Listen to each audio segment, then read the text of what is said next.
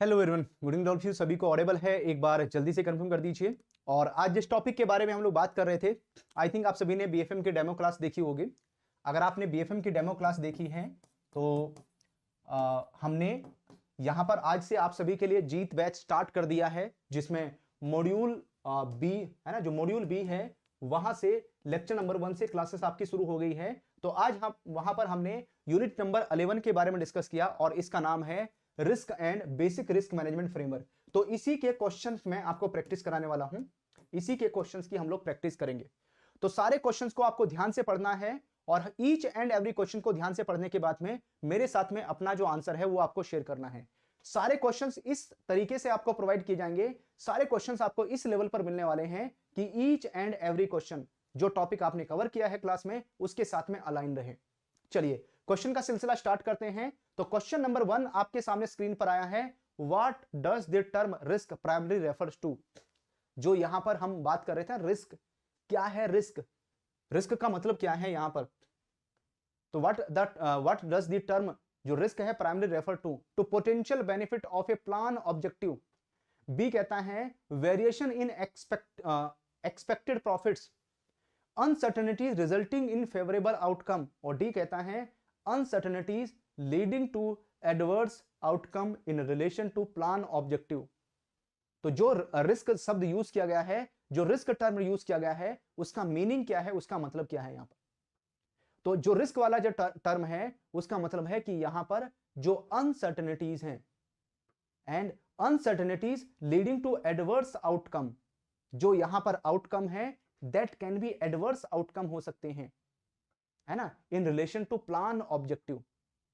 तो यहां पर हमारा जो आंसर है वो कौन सा, डी के ऊपर टिक करेंगे, डी हमारा करेक्ट आंसर रहेगा। वीडियो को लाइक जरूर कर लेना और इस वीडियो का लिंक है ना कॉपी करके अपने फ्रेंड्स, कलीग, स्टाफ मेंबर के साथ में जरूर शेयर कर देना, सो दैट वो भी इस क्लास को यहां पर ज्वाइन करें और उनको भी यहां पर इस क्लास का बेनिफिट मिले, उनको भी फायदा मिले। ठीक है, उनके साथ में भी शेयर करते जाना। चलो क्वेश्चन नंबर 2 को अटेम्प्ट कीजिए। क्वेश्चन नंबर 2 को देखिए और इसका आंसर क्या होगा, जो आपके सामने स्क्रीन पर आई है ये क्लास, है ना, इस क्लास को देखिए, इसमें हमें कहां पर टिक करना होगा।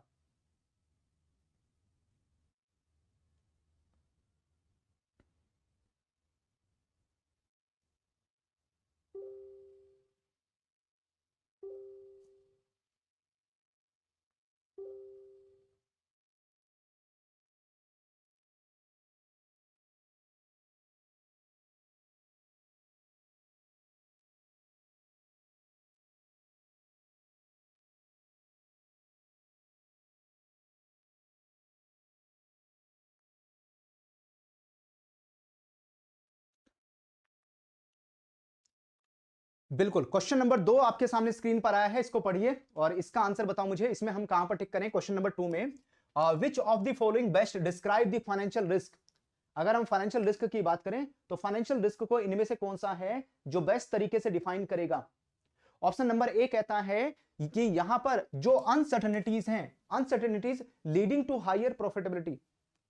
बी कहता है प्रिडिक्टेबिलिटी इन फाइनेंशियल आउटकम्स।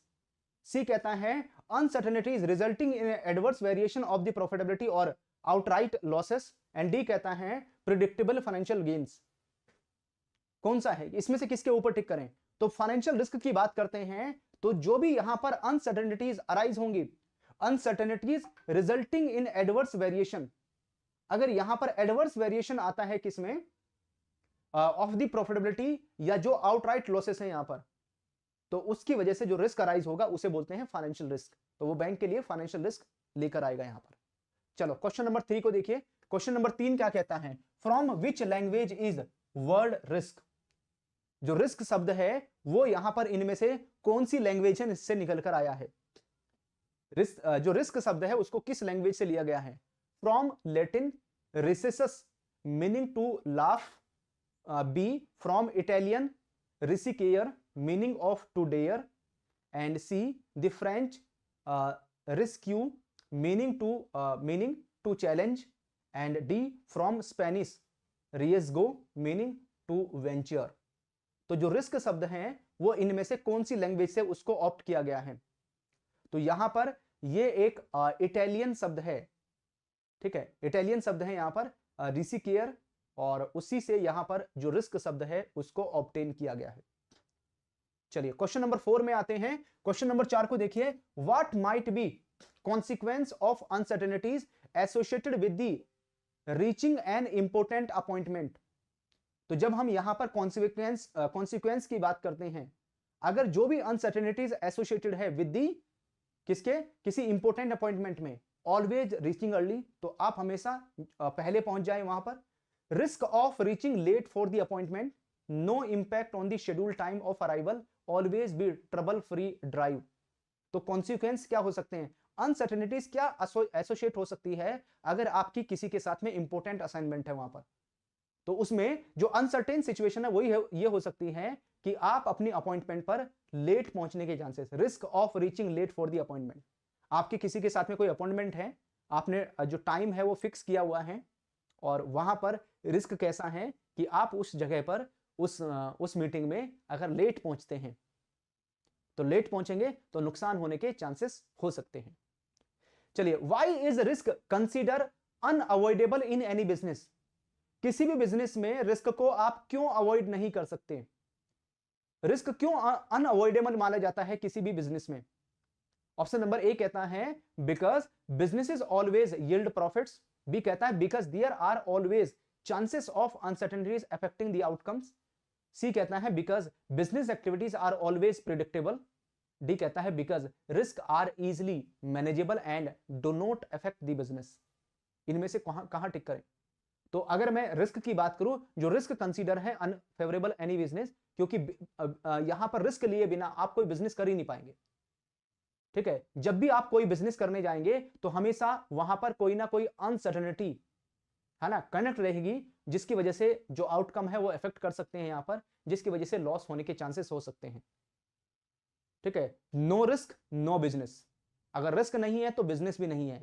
और अगर आप रिस्क लिए बिना बिजनेस कर रहे हैं तो बहुत सारी जो अपॉर्चुनिटीज हैं आप उनको यहां पर मिस कर सकते हैं, बहुत सारी जो अपॉर्चुनिटीज हैं वो चली जाएंगी।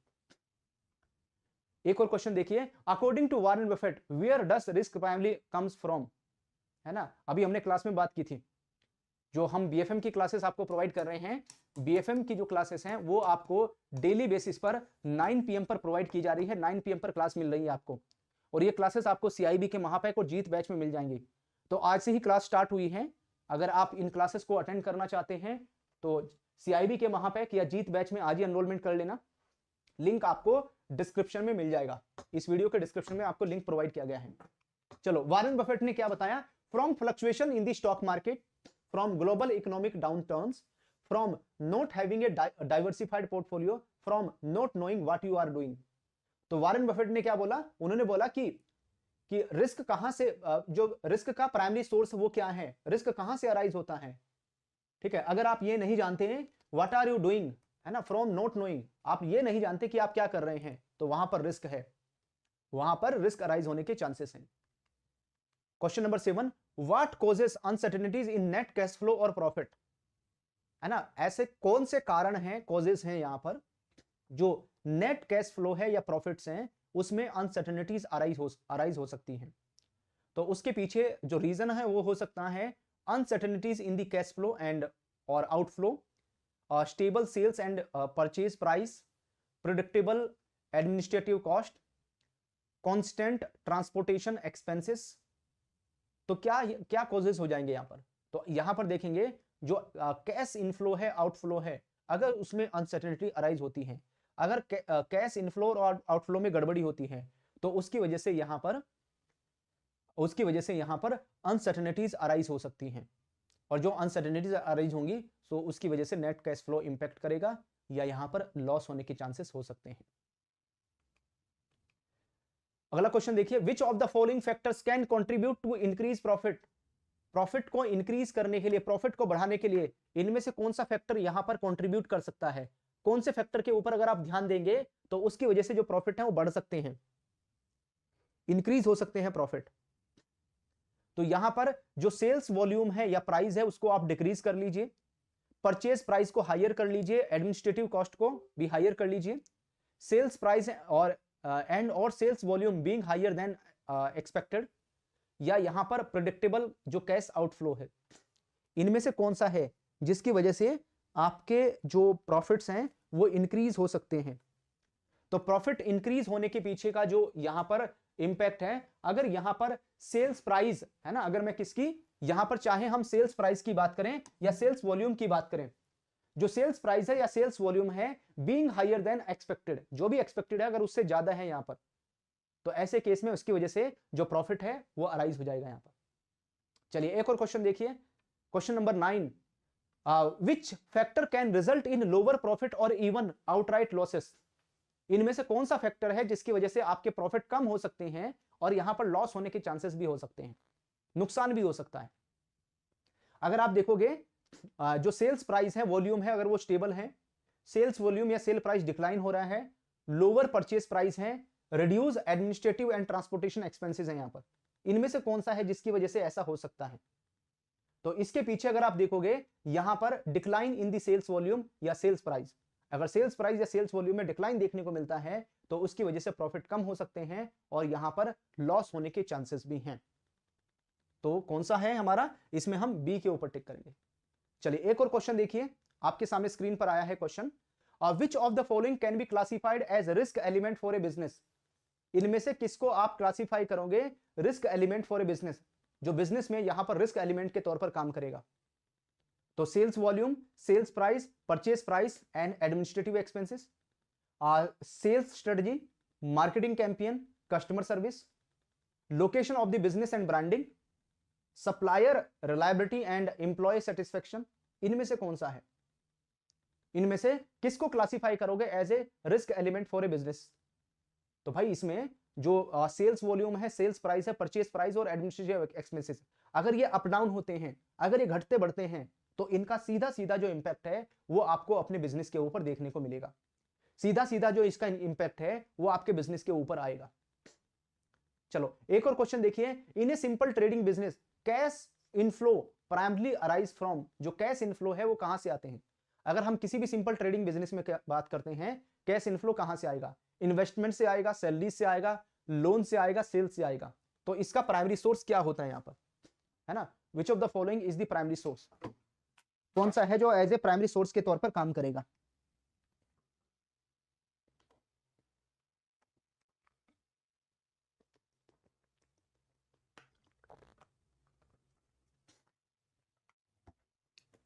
बिल्कुल, जो आंसर है वो आपकी तरफ से सही आ रहा है। तो अगर आप यहां पर देखोगे जो भी सेल्स वॉल्यूम है ना, जो भी यहां पर सेल्स वॉल्यूम है, जब आप यहां पर सेल्स करेंगे तो उसी से रेवेन्यू जनरेट होता है, और जो रेवेन्यू जनरेट होगा उसी से आपका कैश इनफ्लो होगा, उसी से आपके पास यहां पर पैसा आ रहा है, या तो आपके ऑर्गेनाइजेशन के पास पैसा आ रहा है या आपकी ऑर्गेनाइजेशन से पैसा यहां पर जा रहा है, तो उसका आप यहां पर डायरेक्टली इंपैक्ट देख सकते हैं।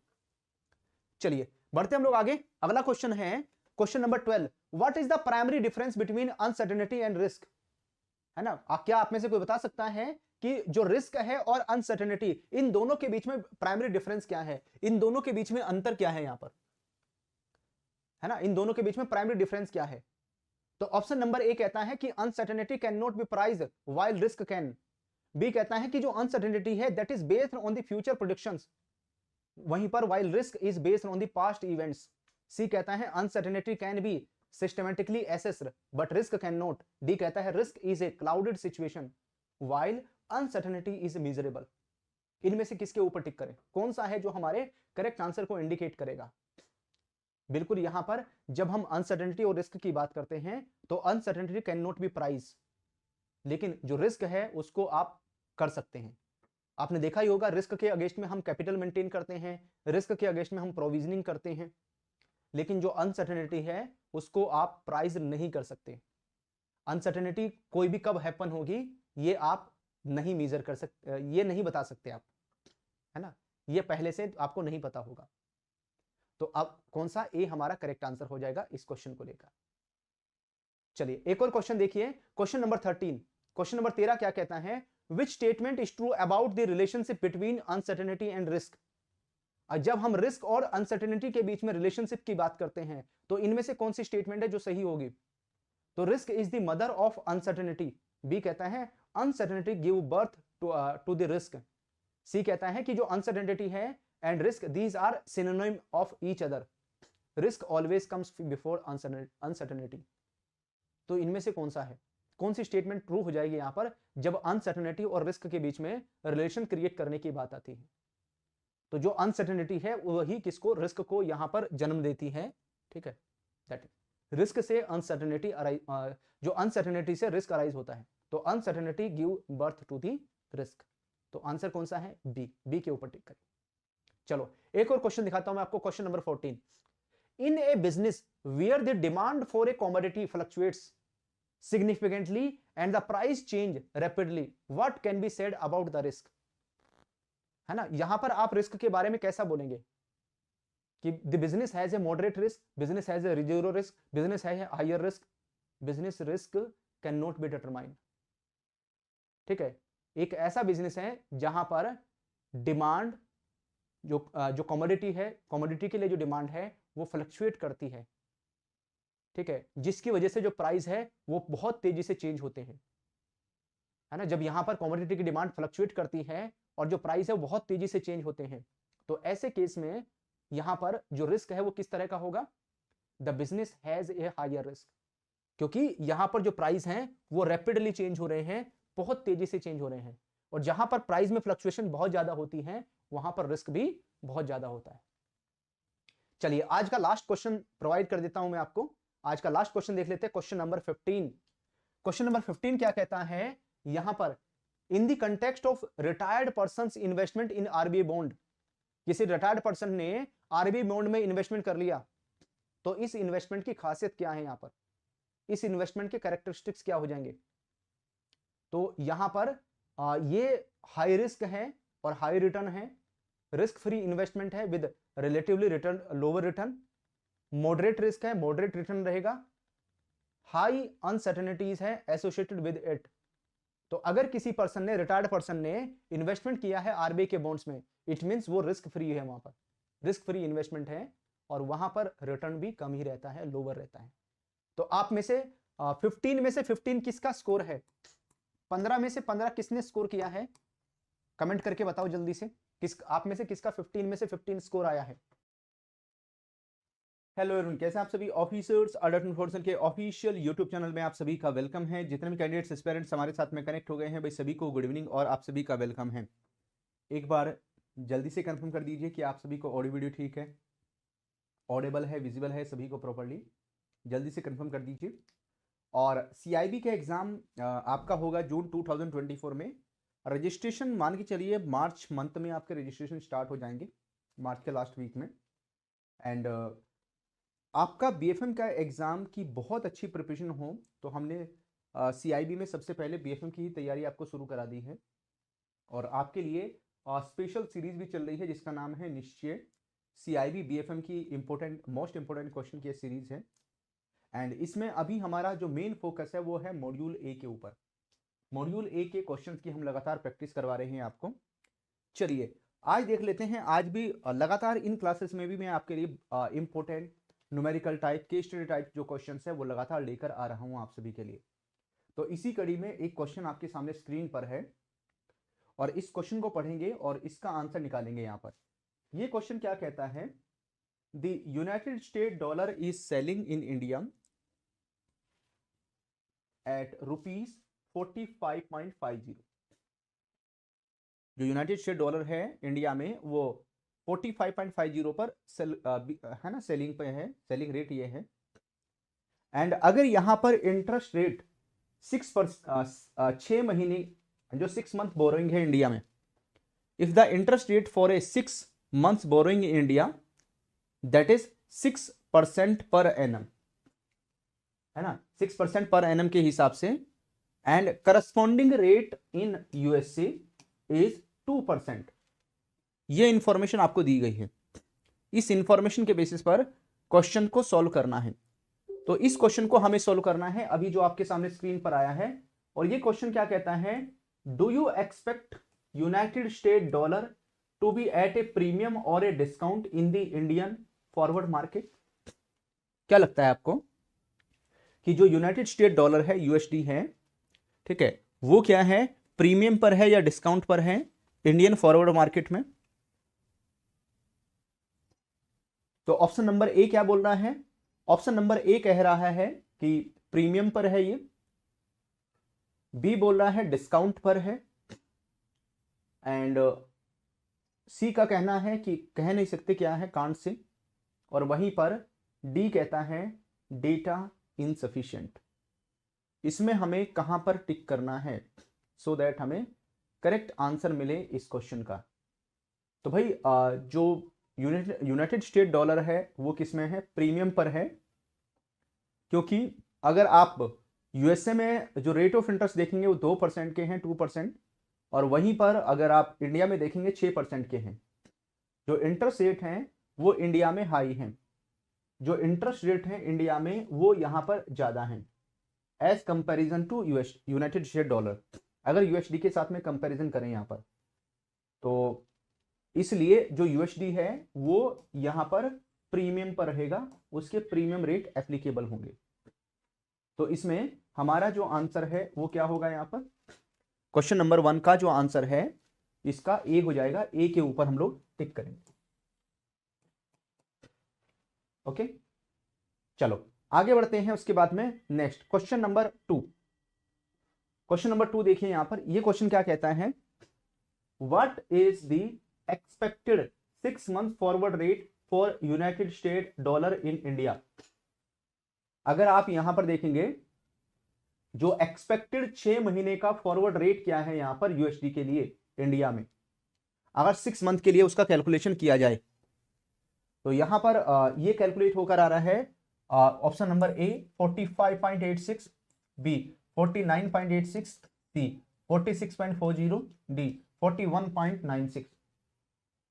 इनमें से हम किसके ऊपर टिक करें? इनमें से कौन सा है जो हमारा यहां पर जो रेट है वो सही हो जाएगा?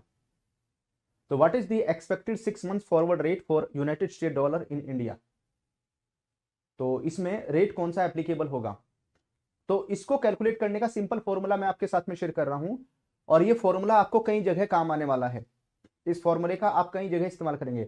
वीडियो को लाइक जरूर कर लेना सो दैट सारे क्वेश्चंस आपके अकाउंट में सेव हो जाएं। जब भी आप इनकी प्रैक्टिस करना चाहें, प्रैक्टिस के लिए आपके पास अवेलेबल रहे, है ना। इस फॉर्मूले को अपने पास नोट करके रख लीजिएगा। ये फॉर्मूला बहुत काम की चीज है ना। इसके ऊपर 5 मार्क्स की एक काफी कैलकुलेशन वाला क्वेश्चन भी आता है, जिसमें 3 या 4 कंट्रीज के आपको यहाँ पर रेट ऑफ इंटरेस्ट दे दी जाएंगे, और वहां पर 3 महीने, 6 महीने, 12 महीने के आपको फॉरवर्ड रेट कैलकुलेट करने के लिए बोला जाएगा, है ना। आने वाली क्लासेस में एक और क्वेश्चन मैं आपको कराऊंगा इस तरह का। चलिए, तो यहां पर कैलकुलेट कर लेते हैं फॉरवर्ड रेट कैसे कैलकुलेट करेंगे। तो कैलकुलेट करने का ये फॉर्मूला है ना। यहां पर आप क्या करेंगे? 1 प्लस होम करेंसी, है ना। 1 प्लस यहां पर होम करेंसी इंटरेस्ट रेट आ जाएंगे, ठीक है। Home currency plus interest rate. उसके बाद में डिवाइड करेंगे 1 plus foreign currency interest rate, ठीक है। 1 plus foreign currency interest rate यहां पर इक्वल टू आ जाएंगे फॉरवर्ड रेट,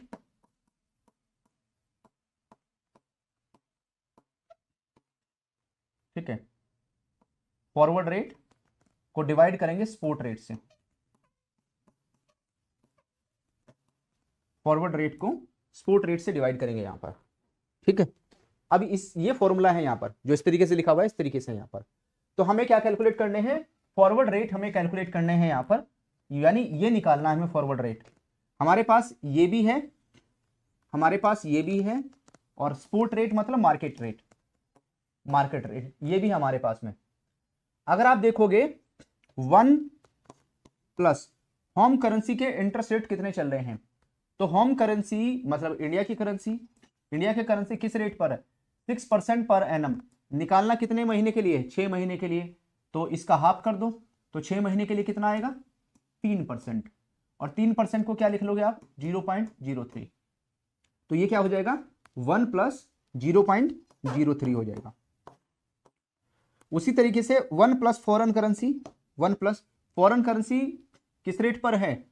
फॉरेन करेंसी में अगर आप रेट ऑफ इंटरेस्ट देखेंगे यहाँ पर 2% के चल रहे हैं, 2% के चल रहे हैं यहाँ पर, है ना। 2% के रेट ऑफ इंटरेस्ट चल रहे हैं यूएसए में, लेकिन ये पर एनम है, 2% पर एनम है। अगर 6 महीने के आप निकालोगे 6 मंथ की कितना आएगा? 1%। और 1% को क्या आप लिखोगे आप 0.01, तो ये हो जाएगा 1 + 0.01 यहाँ पर, ठीक है, इक्वल टू फॉरवर्ड रेट कितना चल रहा है, फॉरवर्ड रेट तो हमें निकालना ही है ना, जो फॉरवर्ड रेट है वो तो हमें यहां पर निकालना ही है, डिवाइड करेंगे किससे, स्पॉट रेट, स्पॉट रेट कितना, मार्केट रेट है यहां पर 45.50, तो 45.50, तो इसको कैलकुलेट करने के लिए इसको यहां पर लेके जाएंगे, ये और 1.03 आपस में मल्टीप्लाई हो जाएंगे, 1.01 से डिवाइड करेंगे तो फॉरवर्ड रेट हमारा आ जाएगा, तो फॉरवर्ड रेट कितना आ जाएगा कैलकुलेट होकर 46.40, तो आंसर हमारा कौन सा होगा, सी, सी के ऊपर टिक करेंगे, सी हमारा करेक्ट आंसर हो जाएगा इस क्वेश्चन का।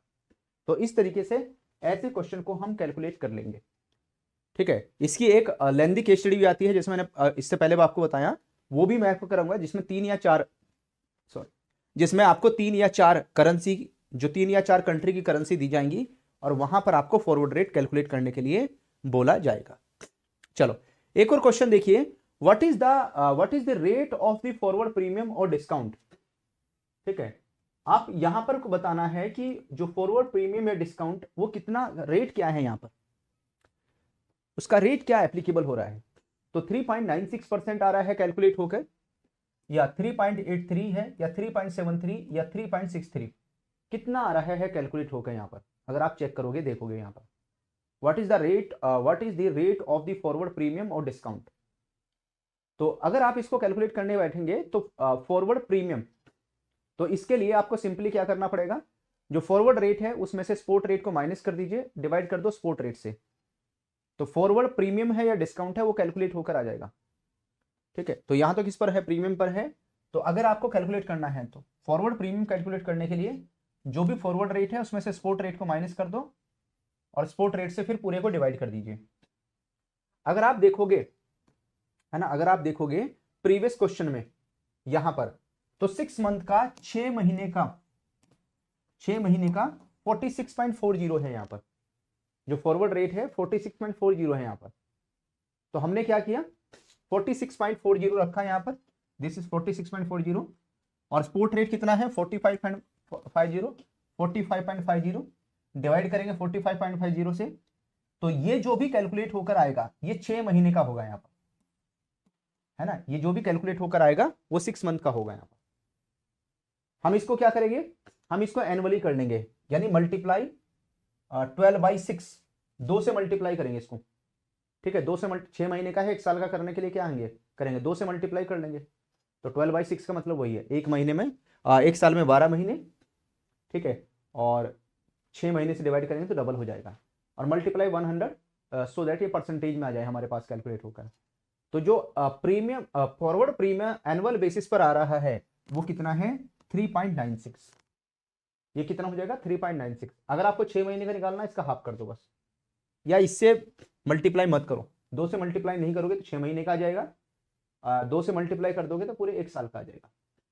तो 12/6 क्यों लिया है ना, 2 6 मंथ पीरियड, 12/6 2 6 मंथ पीरियड को इंडिकेट करता है यहाँ पर। तो ये पर एनम है, यहाँ पर जो फॉरवर्ड प्रीमियम है पर एनम है, इसका आधा करोगे 6 मंथ का आ जाएगा। चलिए एक और क्वेश्चन दिखाता हूं आपको, इस क्वेश्चन को देखिए, ये क्वेश्चन क्या कहता है, the forward rate is equal to, forward rate जब भी आप कैलकुलेट करोगे फॉरवर्ड रेट किसके इक्वल रहते हैं, यहां पर forward rate is equal to spot rate plus premium, spot rate में प्रीमियम को एड ऑन करेंगे उससे आपके पास फॉरवर्ड रेट कैलकुलेट होकर आ जाएंगे, स्पॉट रेट है, स्पॉट रेट में से डिस्काउंट को माइनस करेंगे, या डी बोथ ए एंड सी।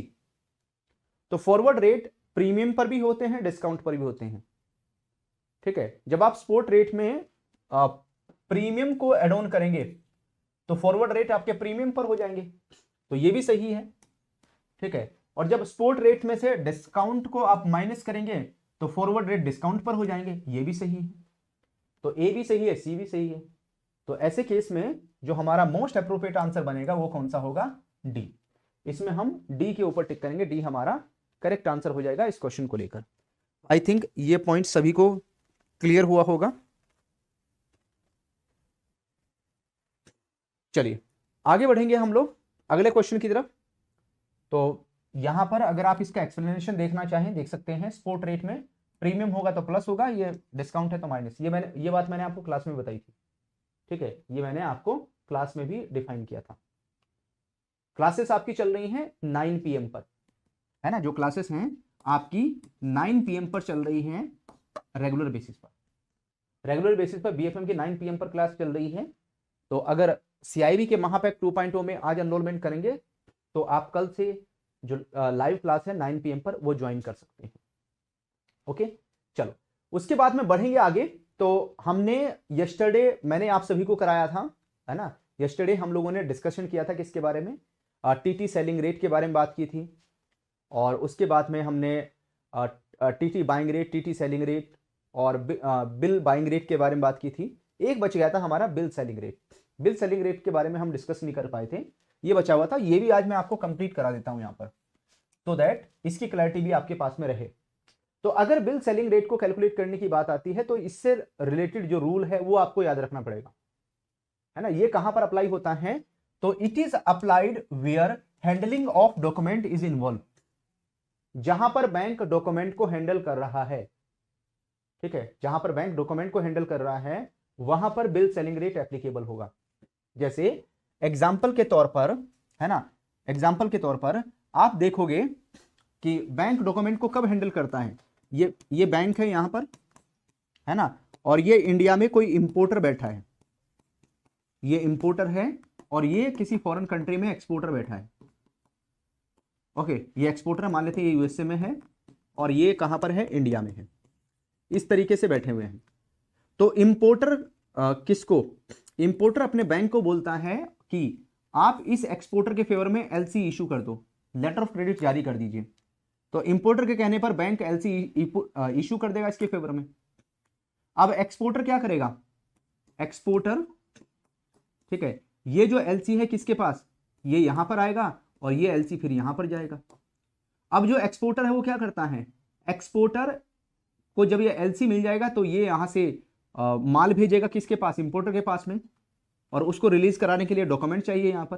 तो एक्सपोर्टर क्या करता है, एक्सपोर्टर डॉक्यूमेंट देता है अपने बैंक को और इसके बैंक से इंपोर्टर के बैंक के पास डॉक्यूमेंट आते हैं यहां पर और यहां से डॉक्यूमेंट आते हैं इसके पास में, ठीक है। लेकिन जब बैंक को यहां पर डॉक्यूमेंट मिल जाते हैं यहां पर तो बैंक को इस पेमेंट करनी पड़ती है यहां पर। तो बैंक पेमेंट करेगा इसके बैंक को और यहां से पेमेंट चली जाएगी इसके पास में। तो जब यहां पर डॉक्यूमेंट के अगेंस्ट में बैंक को पेमेंट करनी पड़ रही है तो जिस रेट से ये पेमेंट करेगा बैंक, है ना, या जिस रेट से यहां पर इंपोर्टर के अकाउंट में अमाउंट को डेबिट करके, पैसा डेबिट करके फॉरेन करेंसी में पेमेंट करनी है, तो वहां पर जो रेट है वो एप्लीकेबल होगा यहां पर बिल सेलिंग रेट, है ना। यहां पर कौन सा, बिल सेलिंग रेट एप्लीकेबल होगा। जैसे मैंने बताया आपको यहां पर इस एग्जांपल में ये पेमेंट है, पेमेंट अगेंस्ट इंपोर्ट ट्रांजैक्शन, जो इंपोर्ट ट्रांजैक्शन हुई है जहां पर बैंक डॉक्यूमेंट हैंडल कर रहा है तो वहां पर ये रेट एप्लीकेबल होगा। कैलकुलेट करें, कैसे करेंगे, कैलकुलेट करने का सिंपल फॉर्मूला है, स्पॉट रेट में जो एक्सचेंज मार्जिन है टीटी सेलिंग के लिए उसको प्लस करेंगे और जो एक्सचेंज मार्जिन है बिल सेलिंग के लिए उसको भी प्लस करेंगे यहां पर, है ना। दोनों मार्जिन यहां पर प्लस होंगे क्योंकि बैंक पहले ही कस्टमर के अकाउंट में आईएनआर डेबिट करता है, डॉक्यूमेंट आते हैं तब यहां पर पेमेंट करता है, तो दो जगह बैंक यहां पर कस्टमर से मार्जिन चार्ज करेगा। चलिए इससे रिलेटेड क्वेश्चन कैसा बनता है, तो यहां से क्वेश्चन इस तरह का बनेगा एग्जाम में। On 12th of September 2023 your customer has received an import bill of $20,000 he asks you to retire the bank as a banker, वो आपको बोलता है कि इस बिल का आप पेमेंट कर दीजिए। स्पॉट रेट एग्जांपल के तौर पे मान लेते हैं मार्केट में चल रहा है 47.5060। अक्टूबर का जो मार्जिन रेट है, अक्टूबर का जो फॉरवर्ड रेट है वो चल रहा है 0.67। ये आपको कंफ्यूज करने के लिए है, ठीक है, आप क्वेश्चन में गलती करें, कंफ्यूज हो, इसलिए ये रेट दिया गया है यहां पर। Exchange margin to be loaded 0.15% on TT sales and 0.20% on bill selling rate. ये दो तरह के जो मार्जिन है वो कैलकुलेट होंगे, तो उसी का हम यहां पर इस्तेमाल करेंगे, है ना। जो रेट है spot rate plus exchange margin for TT selling plus exchange margin for bill selling. तो स्पॉट रेट कितना है, स्पॉट रेट यहां पर कस्टमर के अकाउंट में डेबिट कर रहे हैं तो ज्यादा रेट लेंगे, यानी सेलिंग रेट लेकर चलेंगे, तो स्पॉट रेट इक्वल टू हो जाएगा 47 है ना 47.60। जो 47.60 है इसका हम कैलकुलेट करेंगे 0.15%, तो कितना आ जाएगा यहां पर 0.07, ठीक है। जो मार्जिन है वो कितना आ रहा है कैलकुलेट होकर 0.07, तो 47.60 में 0.07 को प्लस करेंगे यहां पर, तो कितना हो गया 47.67। उसके बाद में जो मार्जिन है वो कितना 0.20% मार्जिन कैलकुलेट करेंगे, जो यहां पर कैलकुलेट होकर आ जाएगा 0.10। अब 0.10 को भी आप इसमें ही एड ऑन कर दोगे यहां पर, तो ये कितना हो जाएगा 47.77। तो यहां पर जो बिल सेलिंग रेट कैलकुलेट होकर आ रहा है वो है 47.77, जो हम अपने कस्टमर से चार्ज करेंगे यहां पर। तो 20,000 बिल कितने का 20,000। अब 20,000 को आप क्या कीजिए इस 47.77 के साथ में मल्टीप्लाई कर लीजिए, कितनी अमाउंट आई 9,55,400, 9,55,400। इतना जो INR है हम कस्टमर के अकाउंट में डेबिट करेंगे यहां पर, इतना जो INR अमाउंट है वो हम कस्टमर के अकाउंट में डेबिट करने वाले हैं। तो इस तरीके से हम ऐसे जो क्वेश्चन है उसका यहां पर कैलकुलेशन कर लेंगे।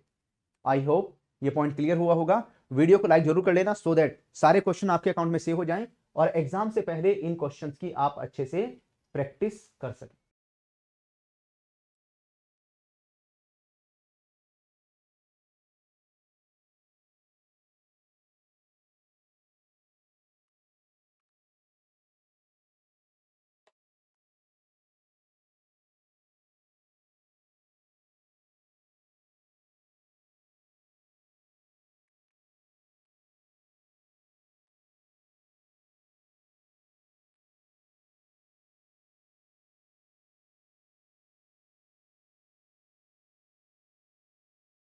हेलो एवरीवन, कैसे हैं आप सभी। ऑफिसर्स अडल्ट फोर्सन के ऑफिशियल यूट्यूब चैनल में आप सभी का वेलकम है। जितने भी कैंडिडेट्स एस्पिरेंट्स हमारे साथ में कनेक्ट हो गए हैं भाई सभी को गुड इवनिंग और आप सभी का वेलकम है। हम आपको प्रिपरेशन करवा रहे हैं, हम आपको तैयारी करवा रहे हैं BFM की, बैंक फाइनेंशियल मैनेजमेंट की हम लगातार तैयारी करवा रहे हैं, आपको लगातार प्रिपरेशन करवाते जा रहे हैं। अगर मैं बैंक फाइनेंशियल मैनेजमेंट की बात करूं तो इस सब्जेक्ट में हमेशा टारगेट बना के चलो कि मुझे कम से कम 60 प्लस मार्क्स लाने हैं, है ना। मैं हर क्लास में आपको ये बताता हूं, क्योंकि ये टारगेट बना के चलोगे तो इस सब्जेक्ट में आप बड़े आराम से अच्छा स्कोर कर सकते हैं। और दूसरा, कॉन्सेप्ट क्लियरिटी के ऊपर बहुत ध्यान देना है। कॉन्सेप्ट इज पावर, है ना। कॉन्सेप्ट क्लियरिटी हमारी बहुत अच्छी होनी चाहिए और इसके लिए आपको हेल्प करेगा CIB का महापैक 2.0। अगर आपके पास में CIB का महापैक 2.0 है तो लगातार आप एक एक टॉपिक कवर कर रहे होंगे, लगातार हर डेली बेसिस पर आपके लिए, है ना, जो क्लास है आ रही है कॉन्सेप्ट वाली क्लास आपको डेली प्रोवाइड करते हैं। कॉन्सेप्ट क्लियरिटी होती जाएगी, आपके एक एक टॉपिक के क्वेश्चंस की प्रैक्टिस करेंगे तो क्वेश्चंस की प्रैक्टिस करने में आपको अच्छा भी लगेगा। चलिए, तो आज हमने ये यूनिट कंप्लीट कर ली है। हम आपको PPB की जो पेड क्लासेस हैं, सॉरी BFM की जो हम पेड क्लासेस हैं आपको वो डेली बेसिस पर 9 PM पर प्रोवाइड कर रहे हैं। डेली बेसिस पर 9 PM पर ये क्लासेस आ रही हैं और आज हमारा यूनिट नंबर 12 कंप्लीट हो गया है। तो आज मैं YouTube पर भी आपको इसका लास्ट पार्ट करवा रहा हूं। तो अगली जो YouTube वाली क्लास आएगी उसमें हम डिस्कस करेंगे यूनिट नंबर 13, है ना, रिस्क इन दी बैंक्स को लेकर हम बात करेंगे यूनिट नंबर 13 में। तो YouTube पर भी आपकी अगली क्लास आ जाएगी। तो आप में से जिन्होंने अभी तक, है ना, इस यूनिट के कॉन्सेप्ट क्लियरिटी नहीं की है तो CIB के महापैक 2.0 में क्लासेस अवेलेबल हैं, लिंक वीडियो के डिस्क्रिप्शन में है। क्लिक करके CIB के महापैक 2.0 में वो क्लासेस देखना शुरू कर दो, है ना, काफी बेनिफिट मिलेगा। मॉड्यूल बी की जो क्लासेस हैं अभी रेगुलर चल रही हैं और मॉड्यूल बी का बहुत अच्छा खासा वेटेज होता है। इस अकेले मॉड्यूल से ही 30 से 35 नंबर के क्वेश्चंस एग्जाम में पूछे जाते हैं। चलिए क्वेश्चन का सिलसिला स्टार्ट करेंगे। तो पहला क्वेश्चन आपके सामने स्क्रीन पर आया है और ये क्वेश्चन क्या कहता है कि which of the following best describe the credit risk in the banking context. अगर बैंकिंग कंटेक्स्ट में आप देखोगे तो इनमें से कौन सा है जो यहां पर क्रेडिट रिस्क को बेहतर तरीके से डिस्क्राइब करेगा। इसके बारे में अभी कुछ देर पहले हमने डिस्कशन किया था। तो ऑप्शन नंबर ए कहता है risk associated with trading partner refusing और being unable to perform their obligations commonly seen in call money borrowing. B कहता है the risk that arises due to constraints और restriction placed by a country causing a borrower or counterparty to not meet their obligations. C कहता है to potential of a bank borrower or counterparty to not meet its commitments as per the agreed term often linked with the loan and corporate bonds. D कहता है risk originating from transient financial concern associated with trading which led to Basel prescriptions foundations, इनमें से कौन सा है? पहचान लोगे मुझे पूरी उम्मीद है ना? अब आप लोग एक्सपर्ट हो गए इन सब चीजों में। चलिए ध्यान से पढ़िए और मेरे साथ में शेयर कीजिए। यस, तो आंसर हो जाएगा हमारा इसमें सी के ऊपर टिक करेंगे, potential of a bank borrower और counter party to not meet its commitment as per the agreed term. तो अगर यहां पर कोई बैंक का बोरोवर है या काउंटर पार्टी है, अगर वो यहां पर अपने कमिटमेंट को मीटअप नहीं कर पाता एग्रीड टर्म के हिसाब से, है ना, खास करके जो यहां पर लोन या कॉर्पोरेट बॉन्ड्स के साथ में लिंक रहता है, जुड़ा हुआ रहता है, तो यहां पर जो रिस्क अराइज होगा वो कौन सा होगा? That will B part of credit risk. And जो बी है, बी के बारे में मैंने आपको बताया था, जो बी है that is country risk. B में कौन सा है भाई? है ना, बी में यहां पर ये बी कंट्री रिस्क है ना। This is the meaning of ये जो यहां पर लाइन लिखी हुई है, इसका मीनिंग है कि कौन सा रिस्क अराइज होगा? कंट्री रिस्क अराइज होगा, जिसके बारे में मैंने आपको क्लास में बताया। तो अगर आपने क्लास अटेंड की है तो वहां पर हमने अभी इसको डिफाइन किया था।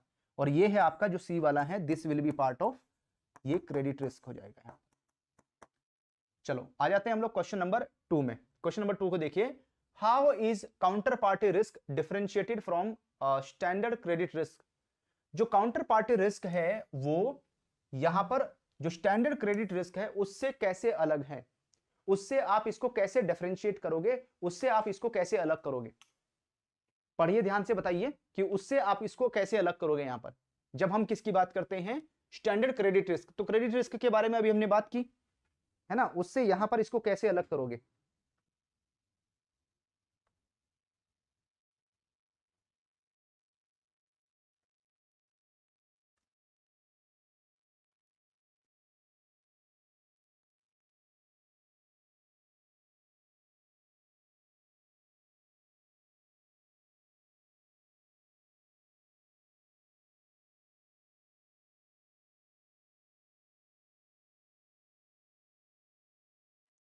चलिए बढ़ते हम लोग आगे। तो उससे आप इसको कैसे अलग करेंगे?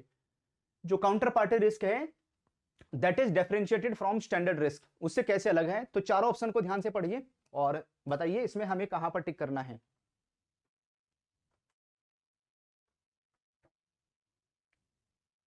मॉड्यूल ए, अब हम दोबारा स्टार्ट करेंगे मॉड्यूल डी कंप्लीट होने के बाद में। जब आपका मॉड्यूल डी पूरा हो जाएगा, मॉड्यूल डी कंप्लीट हो जाएगा, उसके बाद में we will start module A. अभी तक मैं मॉड्यूल ए की, है ना, लगभग 30-40 क्लासेस प्रोवाइड कर चुका हूं। 30 से 40 जो क्लासेस हैं, 30 से 40 क्लासेस मैं आपको प्रोवाइड कर चुका हूं मॉड्यूल किसकी? मॉड्यूल ए की। ठीक है, तो मॉड्यूल ए के बाद में अब आ गए हम लोग मॉड्यूल बी में। मॉड्यूल बी के बाद मॉड्यूल सी में आएंगे, फिर डी में आएंगे, फिर वापस से ए में आ जाएंगे। इस तरीके से चलेंगे इसको लेकर। चलिए, तो यहां पर हमारा आंसर कौन सा होगा? तो इसमें भी हम किसके ऊपर? सी के ऊपर टिक करेंगे। सी हमारा करेक्ट आंसर हो जाएगा यहां पर, है ना।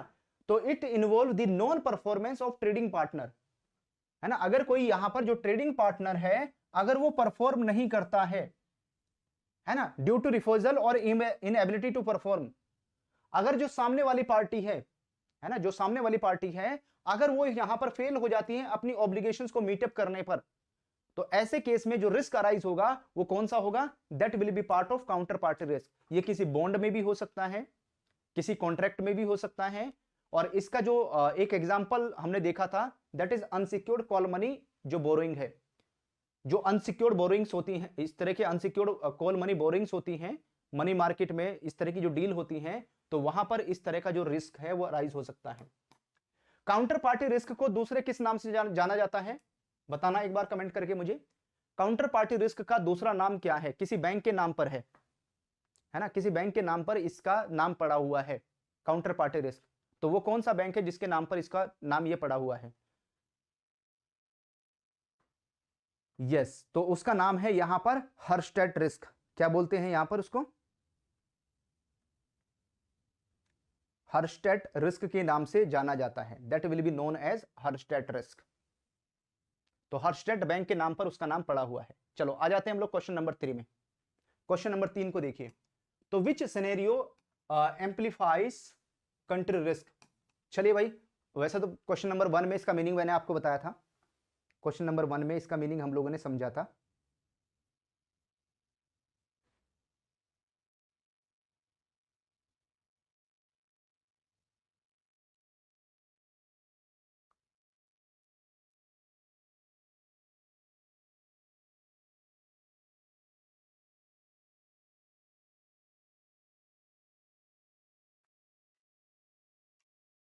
है ना। वैसे तो वहां पर इसके बारे में हम लोगों ने समझा था। ठीक है, चलो बताओ जल्दी जल्दी एक बार।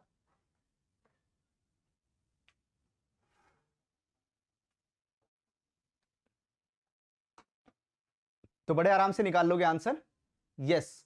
तो भाई कंट्री जो कंट्री रिस्क कब अराइज होगा कि जब यहां पर चाहे मैं बोरोवर की बात करूं, है ना, चाहे मैं किसकी बोरोवर की बात करूं, बोरोवर की बात करते हैं या किसी बायर की बात करते हैं, चाहे बोरोवर हो या बायर हो, ये जिसको पेमेंट करना है उसकी मनसा है, उसकी इंटेंशन है, पे करना चाहता है, भुगतान करना चाहता है, लेकिन उसके कंट्री के अंदर, उसके देश के अंदर कुछ रिस्ट्रिक्शन लग गई, है ना, उसके कंट्री के अंदर कुछ ऐसी सिचुएशन क्रिएट हो गई जो उसकी रेंज के बाहर की बात है ना, जो उसके कंट्रोल में नहीं है यहां पर। तो ऐसे केस में अगर वो पर्सन, वो व्यक्ति अनेबल टू पे, अगर वो भुगतान नहीं कर पाता, पेमेंट नहीं कर पाता है, पेमेंट करने में फेल हो जाता है, तो ऐसे केस में जो रिस्क अराइज होगा वो कौन सा होगा, कंट्री रिस्क। तो a counter party failure to perform because constraints और limitation imposed by their country, जैसे एग्जांपल श्रीलंका के अंदर इन रिस्ट्रिक्शन लगी थी, है ना, जैसे आप देखोगे अफगानिस्तान में रिस्ट्रिक्शन लगी थी, जैसे आप देखोगे यूक्रेन के अंदर रिस्ट्रिक्शन लग गई, है ना, जब एक कंट्री का दूसरे कंट्री के साथ में वॉर स्टार्ट होता है तब ऐसा होता है, या जब किसी देश के अंदर, किसी कंट्री के अंदर सिविल वॉर स्टार्ट होते हैं, गृह युद्ध छिड़ जाता है देश के अंदर, तो वहां पर ऐसी सिचुएशन क्रिएट होती है। तो कौन सा रिस्क है, कंट्री रिस्क। चलो आ जाते हैं हम लोग क्वेश्चन नंबर 4 में। क्वेश्चन नंबर 4 को देखिए, according to Basel committee on banking supervision, how is operational risk defined. Operational risk को कैसे डिफाइन करोगे, ऑपरेशनल रिस्क को कैसे डिफाइन करेंगे, बीसीबीएस के अकॉर्डिंग बताना है आपको, है ना, Basel committee on banking supervision के अकॉर्डिंग आपको बताना है।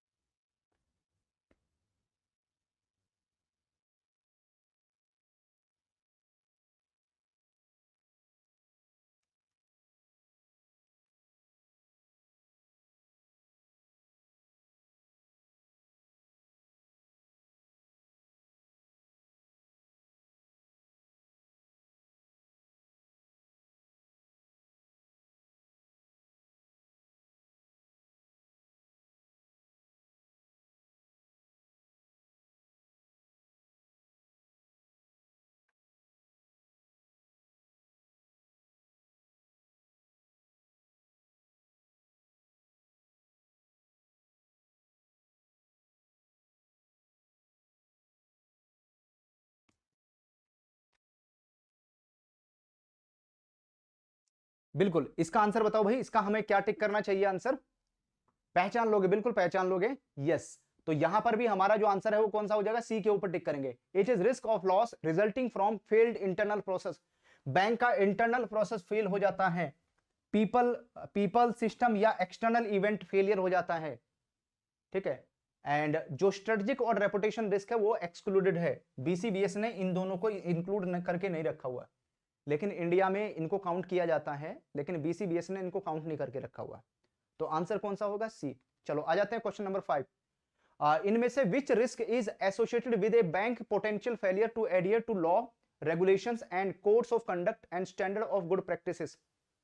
इनमें से कौन सा है, ट्रांजेक्शन रिस्क होगा, स्ट्रेटेजिक रिस्क है, कंप्लायंस रिस्क है, रेपुटेशन रिस्क है। पहचानिए कौन सा रिस्क होगा इसमें से। Which risk is associated with banks potential failure to adhere to laws, regulations, code of conduct, standard of goods practices।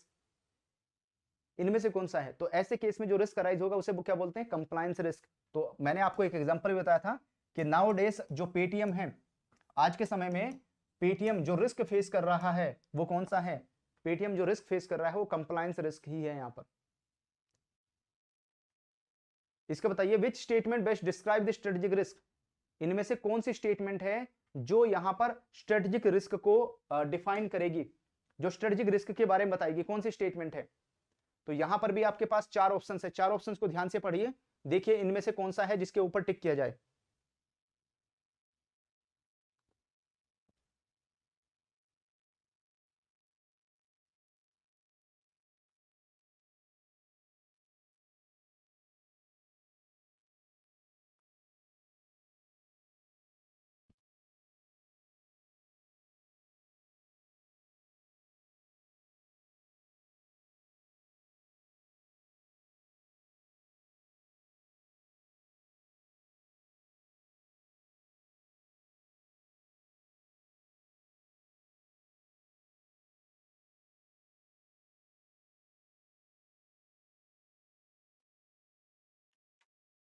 तो ऑप्शन नंबर ए कहता है it seems from negative public opinion leading to financial losses और reduces clientele. B कहता है risk associated with the adverse business decision, improper strategy implementation और unresponsiveness to the industry shift. C कहता है a risk that arises from internal और external fraud and disruptions in business continuity. और D कहता है risk of non compliance with the applicable laws and leading to legal ramifications. यहां पर तो अगर हम स्ट्रेटेजिक रिस्क की बात करते हैं तो कौन सा होगा? बिल्कुल यहां पर सही पहचान रहे हैं कि अगर risk associated with adverse business decision, improper strategy implementation और unresponsiveness to the industry shift. और ये किसके द्वारा? अगर यहां पर बैंक का जो टॉप मैनेजमेंट है या बैंक का जो मैनेजमेंट है अगर वो इन सब चीजों में इन्वॉल्व होता है, ठीक है, अगर बैंक का टॉप मैनेजमेंट इन सब चीजों में इन्वॉल्व होता है तो ऐसे केस में बैंक जो रिस्क फेस करेगा वो कौन सा होगा? बैंक के लिए स्ट्रेटेजिक रिस्क यहां पर अराइज हो जाएगा। ठीक है, चलो इस क्वेश्चन को देखिए। Reputational risk in bank usually arises due to the crystallisation of. Bank के लिए अगर आप देखोगे तो कौन सा होगा यहां पर?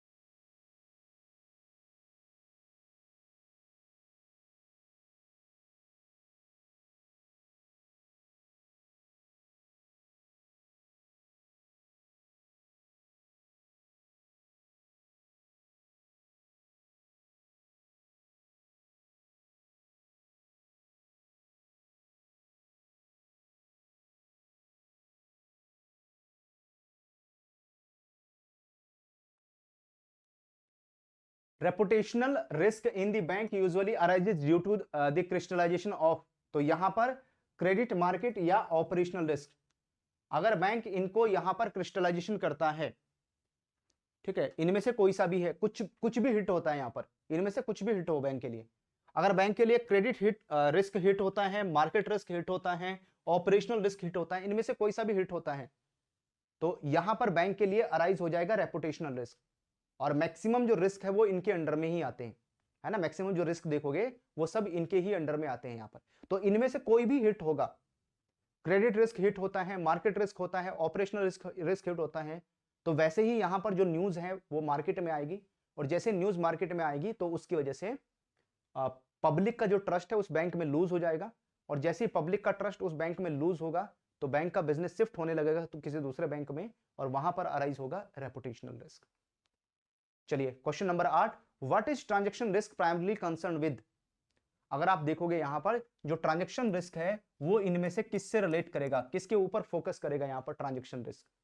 ट्रांजैक्शन रिस्क इनमें से किससे रिलेट करने वाला है, यहां पर कहां पर फोकस करेगा? तो भाई जो ट्रांजैक्शन रिस्क है, fraud, failed business process, disruption in the business continuity, अगर ऐसा कुछ देखने को मिलता है तो यहां पर जो रिस्क अराइज होगा वो कौन सा होगा? That will B part of transaction risk, वो ट्रांजैक्शन रिस्क का पार्ट हो जाएगा, है ना। तो इसमें हम कहां पर? सी के ऊपर टिक करेंगे। चलो इस क्वेश्चन को देखिए, क्वेश्चन नंबर 9 क्या कहता है? Although they are of a operational nature which two risks are not included in the BCBS definition of operational risk। तो BCBS ने जो ऑपरेशनल रिस्क को डिफाइन किया है, कोई ऐसे दो रिस्क हैं जो यहां पर उसने इंक्लूड नहीं किए इसमें। Compliance and transaction risk, model and documentation risk, strategic and reputational risk, regulatory and legal risk. इनमें से कौन सा है जो उसने इसमें यहां पर इंक्लूड करके नहीं रखा हुआ है? तो यहां पर दो रिस्क हैं, अभी मैंने बताया था कुछ देर पहले, स्ट्रेटेजिक एंड रेपुटेशनल रिस्क, इन दोनों को यहां पर ऑपरेशनल रिस्क में इंक्लूड नहीं किया गया। लेकिन अगर आप इंडिया में देखोगे तो इंडिया में इसके ऊपर फोकस किया जाता है, इंडिया में इसके ऊपर ध्यान दिया जाता है। चलो आज का लास्ट क्वेश्चन देख लेते हैं। लास्ट क्वेश्चन है, how is model risk best defined in relation to models use in the market risk management. है ना, जो मॉडल रिस्क है उसके बारे में बताना है यहां पर, है ना। ए बी सी डी में से कौन सा है जो यहां पर मॉडल रिस्क से रिलेट करेगा, इनमें से कौन सा है। तो भाई अगर आप मॉडल रिस्क के बारे में देखोगे तो it is difference between value predict through the model and actual जो ऑब्जर्व वैल्यू है यहां पर, ठीक है, जो भी यहां पर प्रिडिक्ट किया है और जो एक्चुअल वैल्यू आई है उनके बीच का जो डिफरेंस आता है, उनके बीच का जो अंतर आता है, उसकी वजह से जो रिस्क अराइज होता है वो कौन सा है, मॉडल रिस्क होगा यहां पर। तो these are the some very important questions. आज हमने कुछ 10 बहुत इंपॉर्टेंट क्वेश्चंस आपके साथ में डिस्कस किए हैं।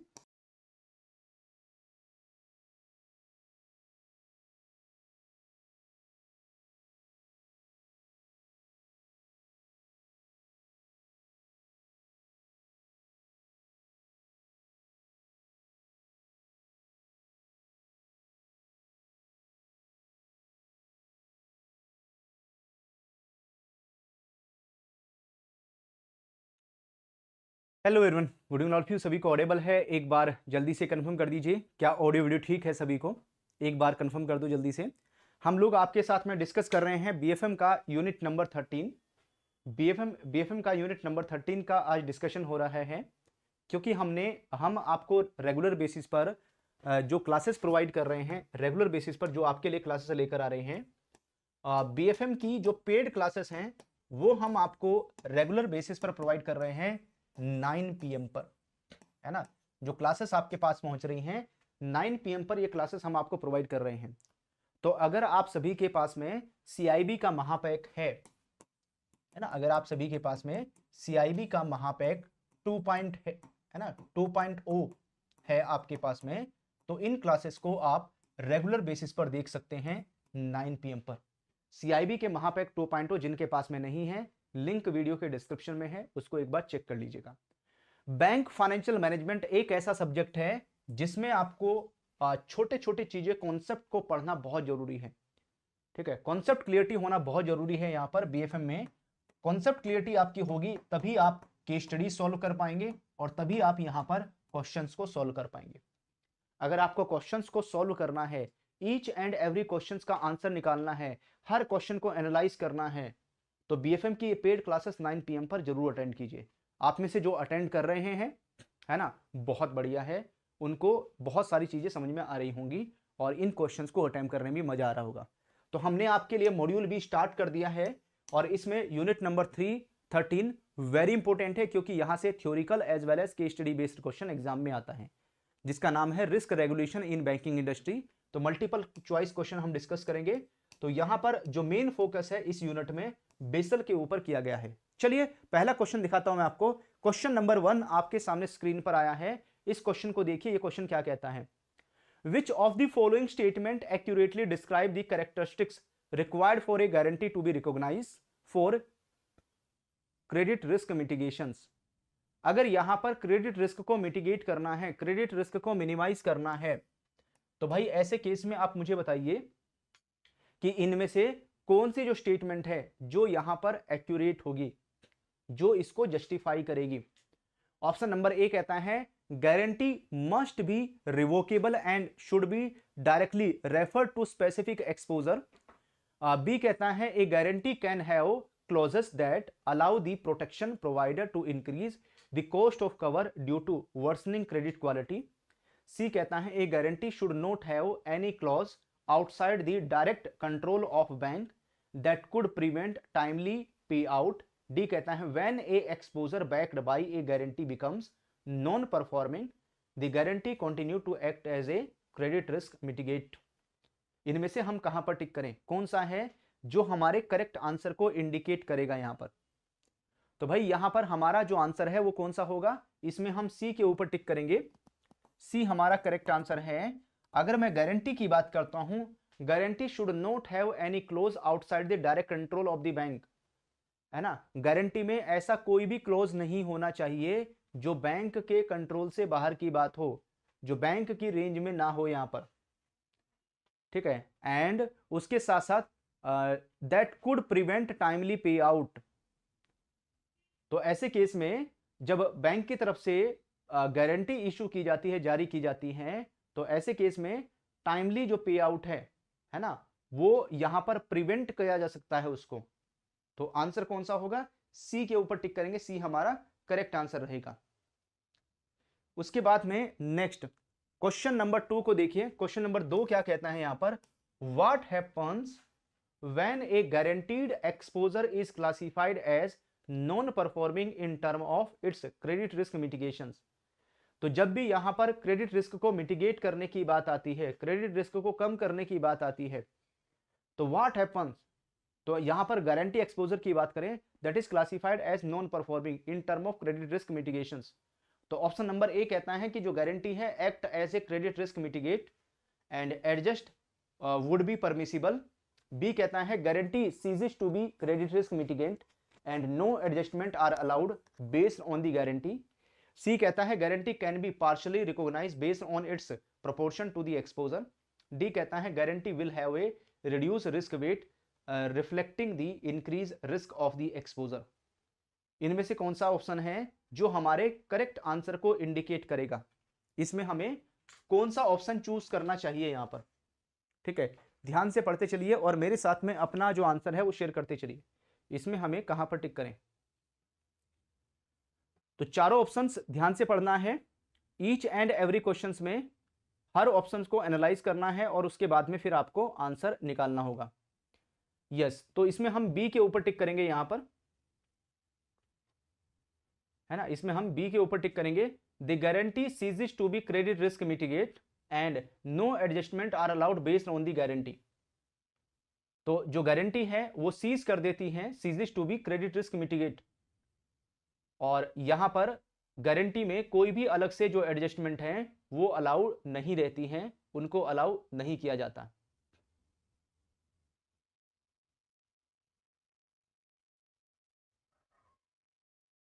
तो इसमें हम बी के ऊपर टिक करेंगे। चलिए अगला क्वेश्चन देखते हैं। नेक्स्ट क्वेश्चन का आंसर क्या होगा जो आपके सामने स्क्रीन पर आ रहा है? ये क्वेश्चन किस चीज को डिफाइन करेगा, ये किसके बारे में बताएगा?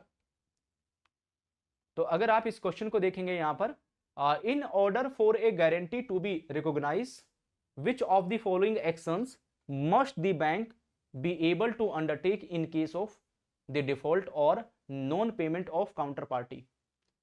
अगर यहां पर non payment of the counter party, यानी जो सामने वाली पार्टी है अगर वो पे करने में फेल हो जाती है, सामने वाली पार्टी भुगतान नहीं करती, ठीक है, उसकी तरफ से अगर यहां पर डिफॉल्ट वाला केस आता है, तो ऐसे केस में क्या करेंगे, है ना, गारंटी वाले केस में क्या करेंगे? तो ऐसे केस में बैंक को क्या एक्शन लेना चाहिए यहां पर? तो ऑप्शन नंबर ए कहता है bank should first take legal action against the original counter party before approaching the guarantor. B कहता है the bank should directly pursue the guarantor for outstanding monies without having to legal actions against the original counter party. C कहता है bank should renegotiate the term with the counterparty before reaching out to the guarantor, and D कहता है bank should wait for guarantor to approach them and decide on the payment term। इनमें से किसके ऊपर टिक किया जाए?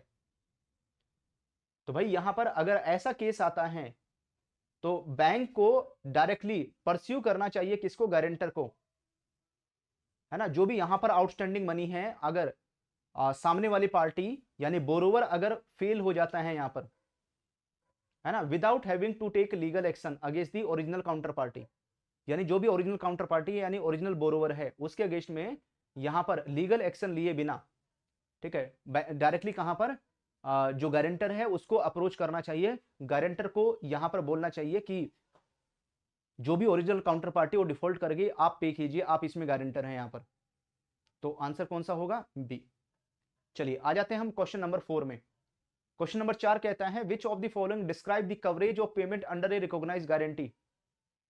अगर हम यहां पर किसकी बात करते हैं, पेमेंट की बात करते हैं, तो ऑप्शन नंबर ए कहता है guarantee only cover the principal amount. B कहता है guarantee covers only interest payment and margin payment. C कहता है guarantee can exclude margin payment but must cover the notional amount. और वहीं पर ऑप्शन नंबर डी कहता है कि यहाँ पर except in specific cases guarantee cover all these type of payment the underlying obligor is expected to make excluding notional amount and margin payments. इनमें से कौन सा ऑप्शन है जिसके ऊपर टिक किया जाए?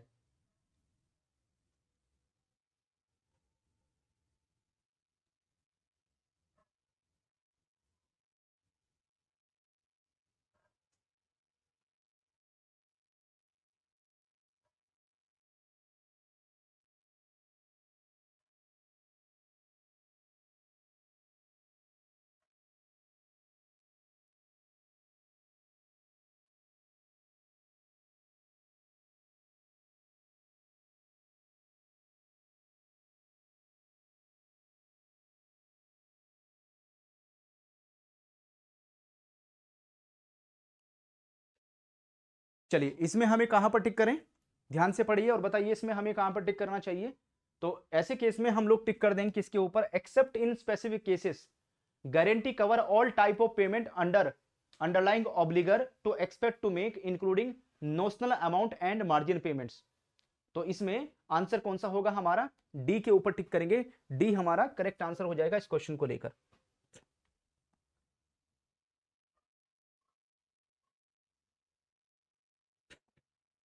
चलिए, एक क्वेश्चन आप लोग ये देखिए यहां पर, according to directive of Reserve Bank of India, अगर हम आरबीआई की डायरेक्शंस के अकॉर्डिंग बात करें, है ना, जो यहां पर रिजर्व बैंक ऑफ इंडिया के डायरेक्शन है, according to directive of RBI, in what form would the CCB triple CB maintain by the banks? Triple CB का मतलब है, ट्रिपल सीबी का पूरा नाम है काउंटर साइक्लिकल कैपिटल बफर। इसका पूरा नाम क्या होता है? इसे बोलते हैं काउंटर साइक्लिकल कैपिटल बफर बोलते हैं यहां पर। तो ये बैंक्स को मेंटेन करना होता है। यहां पर किस फॉर्म में मेंटेन करेंगे बैंक? तो इसको टोटल रिस्क जो टोटल रिस्क वेटेड एसेट्स है, common equity tier 1 capital, GNPA, gross NPA बोलते हैं इसको, gross non performing assets growth, या इंटरेस्ट कवरेज रेशियो, यहां पर इनमें से कौन सी फॉर्म में आएगा? इसमें हमें कहां पर टिक करना चाहिए? तो इसमें हम लोग टिक कर देंगे किसके ऊपर? बी के ऊपर टिक करेंगे, कॉमन इक्विटी टीयर 1 CET1, है ना। बी हमारा करेक्ट आंसर होगा इसमें। तो CET1 जो कैपिटल है इसमें मेंटेन करना होता है, चाहे वो सीसीबी हो, कैपिटल कंजर्वेशन बफर हो, या काउंटर साइक्लिकल कैपिटल बफर हो, दोनों को इसी में मेंटेन करने की रिक्वायरमेंट आती है। चलिए, आता है क्वेश्चन नंबर 2। इन दी ट्रिपल सीबी जो काउंटर साइक्लिकल कैपिटल बफर जो फ्रेमवर्क है इंडिया में, विच of the following is consider the main indicator? इसमें मेन इंडिकेटर कौन सा है? ग्रोस एनपी ग्रोथ आ जाएगी, इंटरेस्ट कवरेज रेशियो आएगा, क्रेडिट टू जीडीपी गैप आएगा, इंडस्ट्री आउटलुक जो असेसमेंट इंडेक्स है वो इसका पार्ट होगा। इनमें से हम कहां पर टिक करें? इनमें से कौन सा है? तो अगर हम सीसीसीबी की बात करें, जो कैपिटल है ना, counter cyclical capital buffer framework है, उसमें जो मेन इंडिकेटर है वो है क्रेडिट टू जीडीपी गैप। ठीक है, ये एक इंपॉर्टेंट रोल प्ले करता है यहां पर, कि जो भी हमारे यहां पर जीडीपी है, ठीक है, ग्रोस डोमेस्टिक प्रोडक्ट, उससे कंपैरिजन करते हुए यहां पर, है ना, जो क्रेडिट टू जीडीपी गैप है उसको कंसीडर किया जाता है यहां पर। एंड जो ट्रिपल सीबी है, काउंटर साइक्लिकल कैपिटल बफर है, इसको 0 से 2.5% के बीच में मेंटेन करना पड़ता है on the basis of this ratio, है ना, इस रेशो के बेसिस पर। और यहां पर अगर ये credit to GDP gap ratio 15% को एक्सीड कर जाता है, 15% से ऊपर चला जाता है, तो ऐसे केस में बैंक्स को पूरा 2.5%, 2.5% का counter cyclical capital buffer maintain करने की रिक्वायरमेंट आती है। Next question, counter cyclical capital buffer framework has 2 threshold for the credit to GDP gap. If the credit to GDP gap is below the lower threshold, what is the CCB triple CB requirement? Triple CB की requirement क्या होगी यहां पर? तो counter cyclical capital buffer will be at its maximum value, there will be no counter cyclical capital buffer requirement. C कहता है counter cyclical capital buffer requirement will be gradually increase from 0 to 2.5% of the RWA. And उसके बाद में D कहता है कि triple CB will decrease gradually. इनमें से किसके ऊपर टिक करें? इनमें से कौन सा है जो हमारे आंसर को इंडिकेट करेगा, हमारे आंसर के बारे में बताएगा। इनमें से कौन सा है, बताइए एक बार।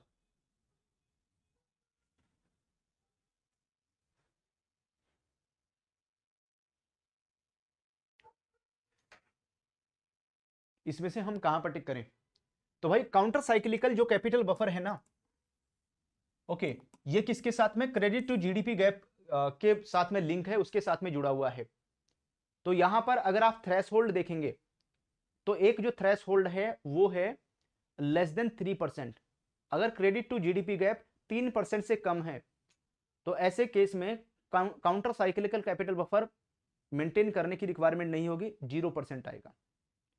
और अगर यहां पर क्रेडिट टू जीडीपी गैप 3% से 15% के बीच में आता है, 3% से 15% के बीच में आता है, तो ऐसे केस में 0 to 2.5% मेंटेन करना होगा। और अगर क्रेडिट टू जीडीपी गैप 15% को एक्सीड करता है तो ऐसे केस में मेंटेन करने की रिक्वायरमेंट आएगी पूरे 2.5% की, 2.5% की। तो यहां पर जो credit to GDP gap that is below lower threshold, lower threshold कितना है, 3% का। तो क्रेडिट टू जीडीपी गैप का 3% का, अगर 3% से 3% से कम है क्रेडिट टू जीडीपी गैप, तो ऐसे केस में सीसीबी मेंटेन करने की रिक्वायरमेंट यहां पर नहीं होगी। तो आंसर कौन सा होगा, इसमें हम बी के ऊपर टिक करेंगे, बी हमारा करेक्ट आंसर होगा। चलिए एक और क्वेश्चन देखिए, banks are subject to restriction on certain discriminatory distributions if they do not meet the requirement for which of the following buffer। इनमें से कौन से टाइप का जो बफर है ना, कौन से टाइप की जो banks are subject to restriction, bank के ऊपर यहां पर कुछ रिस्ट्रिक्शन लग जाती है। अगर बैंक यहां पर इनमें से है ना किसको अगर मीटअप नहीं कर पाते हैं, कौन सा बफर है अगर वो मेंटेन नहीं कर पाते हैं, तो बैंक के ऊपर यहां पर रिस्ट्रिक्शन लग जाएगी। बैंक के ऊपर यहां पर, ठीक है, बैंक के ऊपर रिजर्व बैंक ऑफ इंडिया क्या लगा सकता है, पीसीए लगा सकता है। बैंक के ऊपर पीसीए इंपोज कर सकता है आरबीआई। पीसीए होता है प्रॉम्प्ट करेक्टिव एक्शन, उस बैंक के ऊपर प्रॉम्प्ट करेक्टिव एक्शन आरबीआई की तरफ से लगा जा सकता है। तो इसमें किसके ऊपर टिक करेंगे, तो आंसर हो जाएगा हमारा यहां पर सी। इसमें दोनों आ जाएंगे, counter cyclical capital buffer and capital conversion buffer, है ना, कंजर्वेशन बफर। कंजर्व का मतलब है इकट्ठा करना, ठीक है। काउंटर साइक्लिकल कैपिटल बफर और कैपिटल कंजर्वेशन बफर, ये दोनों ही बैंक्स को मेंटेन करना होता है सीएआर के साथ में, कैपिटल एडिक्वेसी रेशियो। तो बैंक्स को कैपिटल एडिक्वेसी रेशियो तो मेंटेन करना ही करना है, उसके साथ साथ इन दोनों को भी यहां पर मेंटेन करने की रिक्वायरमेंट आती है। तो आरबीआई उस बैंक के ऊपर पीसीए इंप्लीमेंट कर सकता है। The reserve Bank of India pre announce triple CB decision normally with lead time of how many quarters.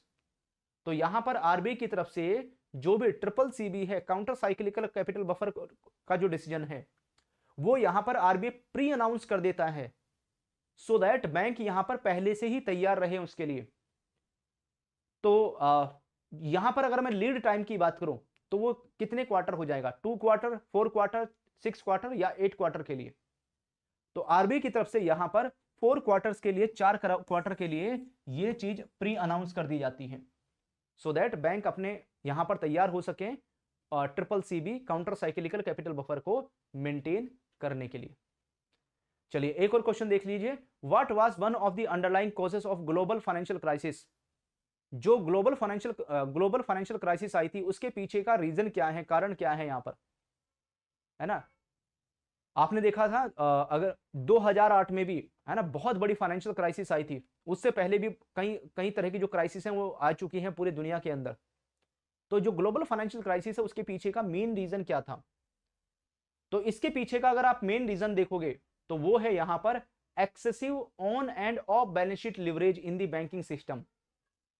Banking system में जो भी बैंकों के पास पैसा है, जो भी बैंकों के पास यहां पर जो फंड है, ठीक है, अपनी कैपेसिटी से बाहर जाकर एसेट्स क्रिएट करना, यहां पर अपनी कैपेसिटी से बाहर जाकर जो एसेट्स क्रिएशन करना, लोन डिस्ट्रीब्यूट करना यहां पर, and even when showing strong risk based capital ratios यहां पर।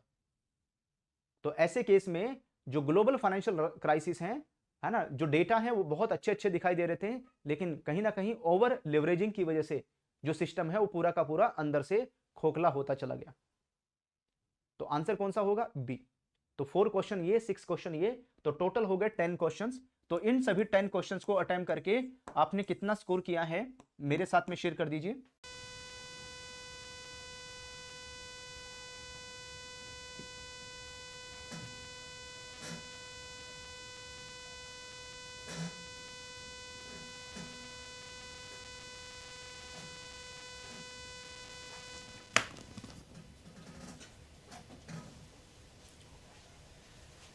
Hello everyone, good evening of you. सभी को ऑडिबल है? एक बार जल्दी से कंफर्म कर दीजिए कि आप सभी को ऑडियो वीडियो ठीक है, ऑडिबल है, विजिबल है प्रॉपर्ली आप सभी को। बात कर रहे हैं हम लोग risk regulation in banking industry, और यहां पर हमारा जो मेन फोकस है वो किसके ऊपर? बेसल के ऊपर हम लगातार फोकस कर रहे हैं। बेसल का हमारा डिस्कशन चल रहा है ना। लगातार हम किसके बारे में डिस्कस कर रहे हैं? बेसल के बारे में हमारा डिस्कशन चल रहा है। तो एक बार जल्दी से कंफर्म कर दीजिए आप सभी कि आप सभी को ऑडियो वीडियो ठीक है, ऑडिबल है, विजिबल है प्रॉपर्ली आप सभी को। चलिए, तो risk regulation in banking industry की बात करें तो यहां पर अगर मैं बीएफएम की बात करूं तो बीएफएम में यूनिट नंबर हम 13 की बात कर रहे हैं। यूनिट नंबर 13 में हम लोग डिस्कशन कर रहे हैं यहां पर, है ना। यूनिट नंबर 13 में डिस्कशन कर रहे हैं। चलिए सिलसिला शुरू करते हैं। यहां पर बीएफएम में आप सभी को टारगेट बना के चलना है कि मुझे कम से कम 60 प्लस मार्क्स लेकर आने हैं। तो छोटी छोटी चीजें हैं उनको पहले सीखते चलो। जो केस स्टडीज हैं वो एक बड़ा कॉन्सेप्ट होता है।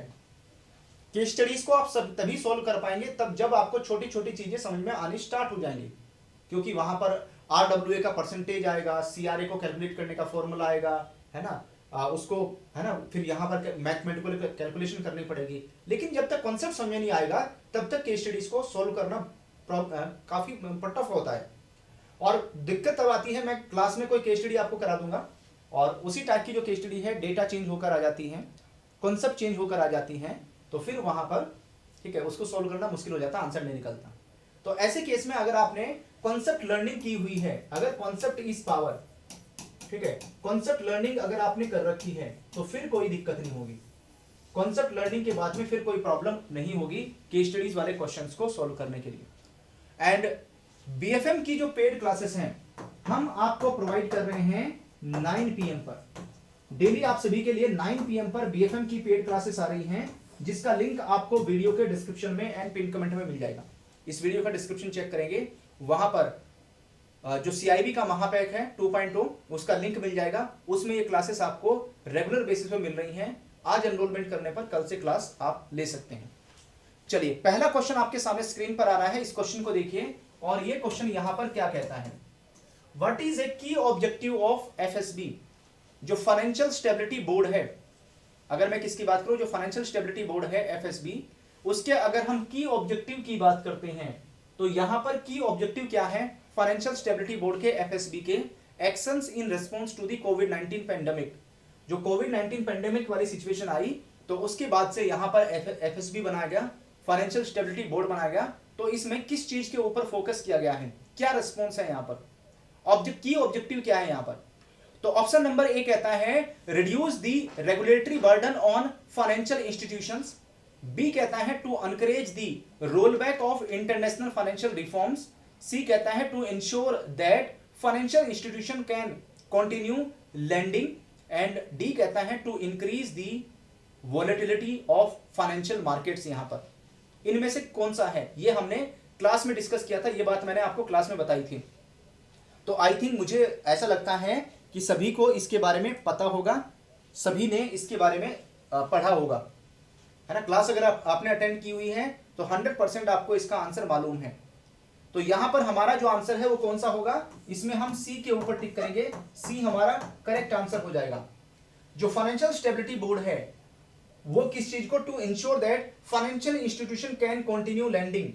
यहां पर जो फाइनेंशियल इंस्टीट्यूशन है वो अपनी लैंडिंग को कंटिन्यू कर सकें, ठीक है। अगर यहां पर किसी कंट्री के अंदर, किसी देश के अंदर या इंटरनेशनल लेवल पर अगर रिसेशन आता है, मंदी आती है, कोई यहां पर लिक्विडिटी वाली प्रॉब्लम आती है, ठीक है, कोविड-19 वाली सिचुएशन आती है, तो बैंक के पास में फंड होना चाहिए पैसा होना चाहिए, बैंक के पास में लिक्विडिटी होनी चाहिए, सो दैट वो यहां पर अपनी लैंडिंग कंटिन्यू कर सके, लोन दे सकें। क्योंकि जब तक बैंक लोन नहीं डिस्ट्रीब्यूट करेंगे इकोनॉमी रिवाइव नहीं होगी, है ना, रिसेशन से चीजें बाहर नहीं निकल के आएंगी। चलिए अगला क्वेश्चन है क्वेश्चन नंबर 2। क्वेश्चन नंबर 2 क्या कहता है कि which of the following is not a category of actions outlined by the FSB to ensure the financial system can respond to the कोविड-19 पैंडेमिक। जो यहां पर कोविड-19 वाली सिचुएशन है उससे बाहर निकलने के लिए, कोविड-19 वाली सिचुएशन अगर दोबारा से क्रिएट होती है तो उसको डील करने के लिए जो यहां पर फाइनेंशियल सिस्टम है उसमें एफएसबी ने किस चीज को इंश्योर करने के लिए बोला है। इसमें कोई 3 चीजें हैं जो इसका पार्ट है, कोई एक है जो इसका पार्ट नहीं है। क्वेश्चन आपसे नेगेटिव फॉर्म में पूछा गया है तो उसके अकॉर्डिंग आंसर करना है। तो कोई 3 ऑप्शन यहां पर पॉजिटिव है, कोई एक है जो यहां पर नेगेटिवली इसमें डील कर रहा है ना, जो नेगेटिवली डील करेगा। चलिए पढ़िए ध्यान से और मेरे साथ में अपना जो आंसर है वो शेयर करते चलिए। इसमें हमें कहां पर टिक करना पड़ेगा,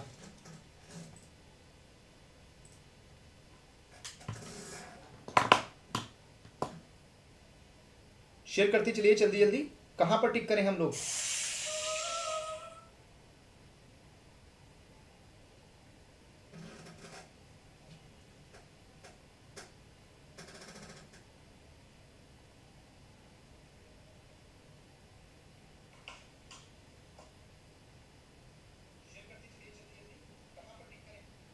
ओके आवाज सही आ रही है ना, ऑडियो ठीक है? मैं वही चेक कर रहा था कि ऑडियो में कोई दिक्कत तो नहीं है। यस तो ऑप्शन नंबर ए कहता है lending and credit support, B कहता है funding and liquidity support, and C कहता है मार्केट रेगुलेशंस एंड ओवरसाइट, और डी कहता है operational and business continuity of financial institutions. तो भाई यहां पर मार्केट रेगुलेशंस एंड ओवरसाइट, इससे इसका कोई मतलब नहीं है। लैंडिंग एंड क्रेडिट सपोर्ट के ऊपर फोकस किया गया है, funding and liquidity support bank के पास में होनी चाहिए, operational and business continuity of the financial institution के पास में होनी चाहिए। इट मींस ये भी यहां पर सही है, ये भी सही है, ये भी सही है, ये यहां पर रॉन्ग है। मार्केट रेगुलेशंस एंड ओवरसाइट के बारे में नहीं बोला गया, क्योंकि वो मार्केट रेगुलेशन एंड ओवरसाइट वो तो यहां पर पहले से बेसल में चला हुआ आ ही रहा है। ठीक है भाई, ये तो किसका, ये तो यहां पर बेसल का, बेसल में ये काम हो ही रहा। बेसल में तो जो रेगुलेटर है ना, जैसे हमारे कंट्री के अंदर रेगुलेटर कौन, आरबीआई, वो सब ये लोग ये काम कर ही रहे हैं यहां पर। तो एफएसबी का तो मेन ऑब्जेक्टिव क्या है कि भाई लैंडिंग कंटिन्यू रहे, और दूसरा यहां पर बैंक्स के पास में लिक्विडिटी रहे, एंड जो बैंक है बैंक के पास में आने वाले 5 साल 10 साल का कंटिन्यूटी प्लान होने चाहिए कि बैंक अपने ऑपरेशन और बिजनेस को कंटिन्यू कैसे करेगा यहां पर आने वाले 5 साल में 10 साल में, उसके लिए प्रॉपर तैयारी बैंक के पास में होनी चाहिए। ये एफएसबी में यहां पर इसको लेकर बात की गई। चलिए आगे बढ़ेंगे। Next question number 3। Question number 3 को देखो यहां पर, what is the systemic risk in the context of banking regulations. तो अगर आप किसकी बात करेंगे, बैंकिंग रेगुलेशन की बात करेंगे, बैंकिंग रेगुलेशन में जो सिस्टमिक रिस्क है वो क्या है यहां पर। तो हमने बात की थी कॉन्टागन इफेक्ट। तो कॉन्टागन इफेक्ट कहां पर आएगा कि भाई जैसे बैंक ए है, बैंक ए फेल हुआ, बैंक ए की रिलेशन थी किसके साथ में, बैंक ए यहां पर बैंक बी के साथ में डील कर रहा था, बैंक बी भी फेल हो गया, बैंक ए फेल हुआ, बैंक ए की वजह से बैंक बी फेल हो गया, बैंक बी और बैंक ए डील कर रहे थे बैंक सी के साथ में, दोनों बैंक सी फेल हो गया, एबीसी फेल हुआ, उसकी वजह से अदर बैंक फेल हो गए, पूरा सिस्टम बैंकिंग सिस्टम फेल होता चला गया यहां पर। तो अगर यहां पर कोई फाइनेंशियल इंस्टीट्यूशन, एक फाइनेंशियल इंस्टीट्यूशन डिफॉल्ट करता है तो उसकी वजह से दूसरा डिफॉल्ट करता है, उसकी वजह से तीसरा डिफॉल्ट करता है, और ऐसे करके पूरा बैंकिंग सिस्टम कोलैप्स हो जाता है, तो वहां पर जो रिस्क अराइज होगा वो कौन सा रिस्क होगा, तो यहां पर सिस्टमिक रिस्क अराइज होगा, है ना। कौन सा रिस्क आ जाएगा, सिस्टमिक रिस्क देखने को मिलेगा यहां पर। चलिए क्वेश्चन नंबर 4 को देखिए, जल्दी जल्दी अटेम्प्ट करना है क्वेश्चन। सारे क्वेश्चन आपकी रेंज में है, जो क्लासेस में कवर करा गया है, जो क्लासेस में हमने बताया उसी से क्वेश्चन आपको कवर करवा रहे हैं, वही सेम टाइप के क्वेश्चंस आपको मिल रहे हैं। तो ये टॉपिक हम आपके साथ में बीएफएम की जो पेड क्लासेस चल रही हैं 9 PM पर, उसमें ये जो सारे पॉइंट हमने डिस्कस किए उसी से रिलेटेड हम क्वेश्चंस आपको करवा रहे हैं, सो दैट आप उसके साथ में इन चीजों को लिंक कर सकें। How does deposit insurance impact the risk of systemic failure in the banking. अगर आप यहां पर बैंकिंग में देखोगे, ठीक है, जो डिपॉजिट इंश्योरेंस है वो कैसे इंपैक्ट करेगा, ठीक है, deposit insurance, how does deposit insurance impact the risk of systemic failure in the banking.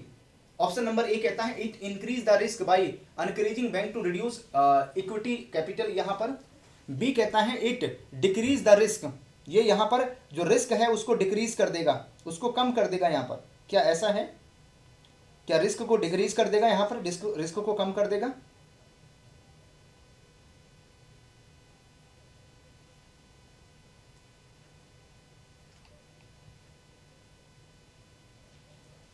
चलिए कहां टिक करें? तो आंसर हो जाएगा हमारा कौन सा, A, it increase the risk by encouraging bank to reduce equity capital. तो भाई अगर डिपॉजिट के ऊपर इंश्योरेंस किया जा रहा है ना, डिपॉजिट के ऊपर इंश्योरेंस किया जा रहा है, तो इससे यहां पर बैंक्स को क्या होगा कि हम अपना जो इक्विटी है उसको रिड्यूस कर लें, है ना, हम जो अपनी इक्विटी कैपिटल है उसको कम कर लें यहां पर, ठीक है। तो बैंक ये सोचेंगे इक्विटी कैपिटल को कम कर लें क्योंकि हमारा डिपॉजिट के ऊपर इंश्योरेंस हो रहा है यहां पर। तो ऐसे केस में देखोगे तो इसकी वजह से फिर जो रिस्क है वो इंक्रीज हो जाएगा, बढ़ जाएगा अगर यहां पर इक्विटी कैपिटल रिड्यूस होगी। तो इसीलिए अगर आप देखोगे बेसल में कहीं भी डिपॉजिट इंश्योरेंस की बात नहीं की गई, है ना। अगर आप देखोगे जो बेसल नॉर्म्स है ना, जब हम बेसल नॉर्म्स की बात करते हैं, बेसल नॉर्म्स में किसके बारे में, डिपॉजिट इंश्योरेंस के बारे में नहीं बोला गया, वहां पर डिपॉजिट इंश्योरेंस के बारे में नहीं कहा गया है कि डिपॉजिट के ऊपर जो इंश्योरेंस है उसको हम कंसीडर करेंगे। जब भी आप टीयर 1 कैपिटल को देखेंगे, जब भी आप टीयर 2 कैपिटल में देखोगे, क्या वहां पर कहीं कोई डिपॉजिट इंश्योरेंस वाला टर्म आता है? कहीं नहीं आता। तो सभी जगह यहां पर किसकी बात आती है कि बैंक ने अपने शेयर्स, अपने बॉन्ड्स, डिवेंचर्स इश्यू करके फंड रेज किया है, या बैंक ने अपने प्रॉफिट से कुछ पैसा रिजर्व में रखा है, बस इन्हीं चीजों को कंसीडर किया जाता है, वहां पर डिपॉजिट इंश्योरेंस नहीं है। डिपॉजिट इंश्योरेंस को इसीलिए कंसीडर नहीं करते हैं कि इसकी वजह से बैंक यहां पर क्या कर सकते हैं, अपनी कैपिटल को रिड्यूस करने की कोशिश करेंगे कि हमारा तो रिस्क यहां से कवर हो जाएगा और पूरा का पूरा जो बर्डन है वो किसके ऊपर चला जाएगा, इंश्योरेंस कंपनी के ऊपर पूरा बर्डन चला जाएगा वहां पर। ओके, चलिए आगे बढ़ते हैं। नेक्स्ट आता है, ये था हमारा क्वेश्चन नंबर 4। क्वेश्चन नंबर 4 के बाद में आते हैं क्वेश्चन नंबर 5 में, क्वेश्चन नंबर 5 में आएंगे। नेक्स्ट देखिए यहां पर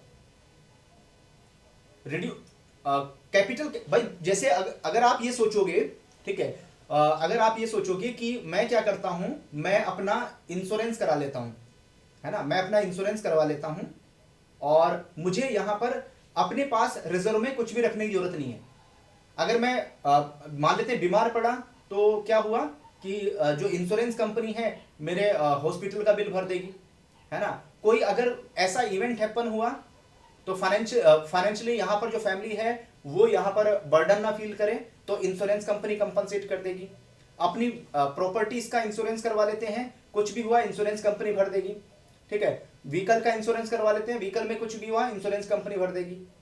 लेकिन मुझे बताओ, क्या इंश्योरेंस कराने से, अगर मैं किसी पर्सन को भी ध्यान में रखते हुए बात करूं, क्या इंश्योरेंस कराने से अगर आप अपने सेविंग अकाउंट में पैसा रखना चाहते हैं, आप अपने पास में सेविंग रखना छोड़ देंगे?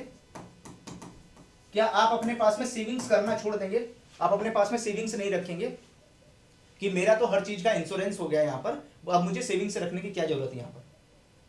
तो ऐसा दिमाग में आने लगेगा कि मेरे पास में एक्सीडेंटल इंश्योरेंस है, मेरे पास में लाइफ इंश्योरेंस है, मेरे पास में हेल्थ इंश्योरेंस है, मेरे पास में प्रॉपर्टी इंश्योरेंस है, मेरे पास में व्हीकल इंश्योरेंस है, हर तरह का इंश्योरेंस है मेरे पास में, है ना। अब मुझे कोई रिजर्व की रिक्वायरमेंट नहीं है, किसी सेविंग्स की रिक्वायरमेंट नहीं है, ठीक है। तो वही यहां पर बीसीबीएस भी बोलता है, बेसल कमेटी भी बोलता है कि ऐसा हो सकता है, तो हम यहां पर डिपॉजिट इंश्योरेंस को कंसीडर नहीं करेंगे। दैट इज द ऑब्जेक्टिव, इसलिए वहां पर वो बात की गई है। What was the primary objective of 1988 Basel accord? तो यहां पर बेसल अकॉर्ड यानी बेसल 1, जो बेसल 1 है पहली बार फर्स्ट टाइम 1988 में इंट्रोड्यूस हुआ, 1988 में आया पहली बार। इसका यहां पर प्राइमरी ऑब्जेक्टिव क्या है यहां पर, है ना, what is the primary objective of it? इसका प्राइमरी ऑब्जेक्टिव क्या होगा यहां पर? तो ऑप्शन नंबर ए कहता है to regulate the banking industry, B कहता है to define the capital adequacy framework for the banks, C कहता है to increase competition among international bank, D कहता है to establish a minimum ratio of capital to risk weighted assets ratio of 8%। बड़े आराम से पहचान लोगे। वीडियो को लाइक जरूर कर लेना सो दैट सारे क्वेश्चंस आपके अकाउंट में सेव हो जाएं, और जब भी एग्जाम से पहले इन क्वेश्चंस की आप प्रैक्टिस करना चाहें, सारे क्वेश्चन प्रैक्टिस के लिए आपके पास अवेलेबल रहें। यस, बिल्कुल सही पहचान रहे हैं, है ना। यहां पर पहली बार जो बेसल अकॉर्ड 1988 है उसका जो प्राइमरी ऑब्जेक्टिव है तो define capital adequacy framework for the banks. Banks के लिए जो कैपिटल एडिक्वेसी फ्रेमवर्क है वो यहां पर डिफाइन किए गए थे। पहली बार जो बात की गई है यहां पर कैपिटल एडिक्वेसी फ्रेमवर्क में, वो इसी में यहां पर डिस्कशन हुआ, इसी में यहां पर बात की गई। कैपिटल एडिक्वेसी फ्रेमवर्क की जो पहली बार डिस्कशन इसी में हुआ। यहां पर मोस्ट अप्रोप्रिएट आंसर टिक करना है। हालांकि आंसर डी भी हो सकता है, लेकिन वो 8% की बात जो आती है, रिस्क वेटेड एसेट्स की बात आती है, वो बाद में आती है यहां पर, है ना। जो रिस्क वेटेड एसेट वाला जो कंप्लीट कॉन्सेप्ट है ना, ये लेटर कॉन्सेप्ट है यहां पर, ये बाद का कॉन्सेप्ट है, ठीक है। ये चीज बाद में आई यहां पर, लेकिन जो सबसे पहले बात की गई, जो प्राइमरी ऑब्जेक्टिव रखा गया था बेसल अकॉर्ड 1 का 1988 में, उसमें यहां पर कैपिटल एडिक्वेसी फ्रेमवर्क की बात की गई कि भाई जो रिस्क अराइज हो रहे हैं यहां पर, है ना, खास करके जो क्रेडिट रिस्क है, सबसे पहले किसके ऊपर, क्रेडिट रिस्क के ऊपर बात की गई कि जो क्रेडिट रिस्क है उसमें बैंक्स को कैपिटल मेंटेन करनी है यहां पर, है ना, कैपिटल मेंटेन करनी है यहां पर बैंक्स को। तो मोस्ट अप्रोप्रिएट आंसर कौन सा है, बी। हालांकि हम जोश में आके डी के ऊपर टिक कर सकते हैं। ऑप्शंस बहुत सिमिलर प्रोवाइड किए गए हैं, ऑप्शंस बहुत सिमिलर आपको दिए गए हैं, सो दैट आप इसमें, है ना, डी के ऊपर टिक कर देंगे। मैक्सिमम जो एस्पिरेंट्स है वो डी के ऊपर टिक कर देंगे यहां पर, और क्वेश्चन हो जाएगा गलत। हालांकि टिक करना है किसके ऊपर, हमेशा ध्यान रखना है क्वेश्चन का आंसर आपको क्वेश्चन के अकॉर्डिंग करना है, क्वेश्चन को ध्यान से जरूर पढ़ना है। मैं ऐसा नहीं कहूंगा यहां पर कि ऑप्शन नंबर डी गलत है, ऑप्शन नंबर डी रॉन्ग नहीं है, ऑप्शन नंबर डी भी सही है यहां पर, बट क्वेश्चन के अकॉर्डिंग जो मोस्ट अप्रोप्रिएट आंसर है वो यहां पर बी होगा, ठीक है। चलो आ जाते हैं हम लोग क्वेश्चन नंबर 6 में। क्वेश्चन नंबर 6 क्या कहता है यहां पर, how were bank assets classified under 1988 Basel accord. यहां पर ऑप्शन नंबर ए कहता है assets were classified based on their historical performance, B कहता है assets were classified based on their potential future performance, C कहता है assets were classified into 5 categories according to credit risk with risk weight ranging from 0 to 100%, and D कहता है assets were classified into 3 categories based on their geographic origin। इनमें से किसके ऊपर टिक करें, इनमें से कौन सा है जो हमारे करेक्ट आंसर को इंडिकेट करेगा, जिसमें हमें करेक्ट आंसर के ऊपर टिक करना है। तो अगर हम बैंक की बात करते हैं, बैंक के एसेट क्लासिफिकेशन की बात करते हैं अंडर दी 1988 बेसल अकॉर्ड में, तो यहां पर जो एसेट्स हैं उनको क्लासिफाइड किया गया है 5 कैटेगरीज में, 5 कैटेगरी में क्लासिफाई कर दिया क्रेडिट रिस्क के हिसाब से, और जो रिस्क वेट है यहां पर वो 0 से 100% के बीच में वेरी करेगा, जिसके बारे में हमने क्लास में बात की थी, है ना। ये मैंने आपको क्लास में बताया था कि 0 से 100% के बीच में 5 कैटेगरीज में उसको डिवाइड कर दिया, और वहीं पर जो कैलकुलेशन है वो होगी, है ना। ये तो जो हमने क्लास में पॉइंट आप डिस्कस किया था उससे डायरेक्ट क्वेश्चन है ये। चलिए आगे बढ़ेंगे, क्वेश्चन नंबर 7 को देखिए। क्वेश्चन नंबर 7 क्या कहता है यहां पर, what does the Cooke ratio measure in the banking. जो कुकी रेशियो है वो किस चीज का मेजरमेंट करता है बैंकिंग में। तो कुकी रेशियो किससे रिलेट करता है, कुकी रेशियो आपका बैंकिंग से रिलेट करेगा। तो ऑप्शन नंबर ए कहता है ratio of banks capital to its total assets, B कहता है the ratio of banks risk weighted assets to its total assets, C कहता है ratio of banks capital to its risk weighted assets, and D कहता है the ratio of banks total assets its total risk exposure. अच्छा, यहां पर वैसे नहीं करके दिया गया है ना, ये स्टेटमेंट के बेसिस पर प्रोवाइड किया गया है यहाँ पर। ये कैसे है, यहाँ पर स्टेटमेंट के बेसिस पर है, तो पहचानो अब इसको। तो ये जो कुकी रेशियो है आपका CAR कैपिटल एडिक्वेसी रेशियो, या CRAR इसको बोलते हैं। तो इसमें क्या करना है, कैपिटल मेंटेन करनी है किसके अगेंस्ट में, कैपिटल मेंटेन करनी है रिस्क वेटेड एसेट्स के अगेंस्ट में, जो यहाँ पर टोटल रिस्क वेटेड एसेट्स आएगा उसके अगेंस्ट में कैपिटल मेंटेन करनी है। तो कौन सा हो जाएगा, तो ratio of banks capital to its risk weighted assets, तो यहां पर किसको इंडिकेट करेगा, तो ये स्टेटमेंट बेस में लिखा हुआ है, इस तरीके से इसको पहचान लेंगे। चलो आगे बढ़ते हैं, क्वेश्चन नंबर 8 को देखते हैं। क्वेश्चन नंबर 8 को देखिए, क्वेश्चन क्या कहता है, what was significant change brought about by 1996 amendment to Basel accord regarding market risk. तो 1996 में अमेंडमेंट किया गया था बेसल में, जो बेसल अकॉर्ड है, ठीक है, जो बेसल गाइडलाइंस है, बेसल रूल एंड रेगुलेशंस हैं 1966 में, उसमें अमेंडमेंट किया गया, उसमें चेंजेस किया गया मार्केट रिस्क को लेकर, मार्केट रिस्क को लेकर बदलाव किया गया। पढ़िए चारों ऑप्शन और बताइए इसमें हमें कहां पर टिक करना है। तो ऑप्शन नंबर ए कहता है banks were required to use standardize model, B banks were allowed to use internal model such as value at risk model for measuring market risk capital requirement, C कहता है bank were required to issue short term subordinated debt to meet market risk requirement. And D कहता है banks were required to segregate their trading book from the rest of their activities. तो यहां पर अगर आप देखेंगे तो जब यहां पर बेसल अकॉर्ड में चेंजेस किया गया तो मार्केट रिस्क को बाद में इंट्रोड्यूस किया गया था, मार्केट रिस्क को बाद में इंट्रोड्यूस किया गया था और मार्केट रिस्क के लिए एक कैपिटल की बात की गई थी। ठीक है, यहां पर जो मार्केट रिस्क है उसके लिए अलग से शॉर्ट टर्म जो बॉन्ड्स हैं, शॉर्ट टर्म बॉन्ड्स इशू करके बैंक फंड रेज करके मार्केट रिस्क को कवर कर सकता है। तो इसके लिए जो जिस कैपिटल की बात की गई थी उसका नाम था टीयर 3 कैपिटल। तो अगर आपसे एग्जाम में कभी पूछा जाता है कि जो टीयर 3 कैपिटल है वो कौन से टाइप के रिस्क से बिलोंग करती है, कौन से टाइप के रिस्क को कवर करती है, तो टीयर 3 कैपिटल आपके मार्केट रिस्क को कवर करेगी। तो bank were to allow use internal model, bank को बोला गया कि मार्केट रिस्क को कैलकुलेट करने के लिए आप अपने जो इंटरनल मॉडल है उनका इस्तेमाल कर सकते हैं, जिसमें वेरी फेमस है कौन सा, जिसमें वेरी फेमस है यहां पर वार वैल्यू एट रिस्क। ये वेरी फेमस मॉडल है यहां पर, जिससे आप मार्केट रिस्क यहां पर कैलकुलेट कर सकते हैं, मार्केट रिस्क कितना है यहां पर। ठीक है, वार का इस्तेमाल किया जाएगा वैल्यू एट रिस्क, और इसको लेकर मैं केस स्टडी टाइप क्वेश्चन भी कराऊंगा आपको क्लासेस में, है ना, जो क्लासेस प्रोवाइड करेंगे वहां पर इससे related case study type question भी आपको कराएंगे।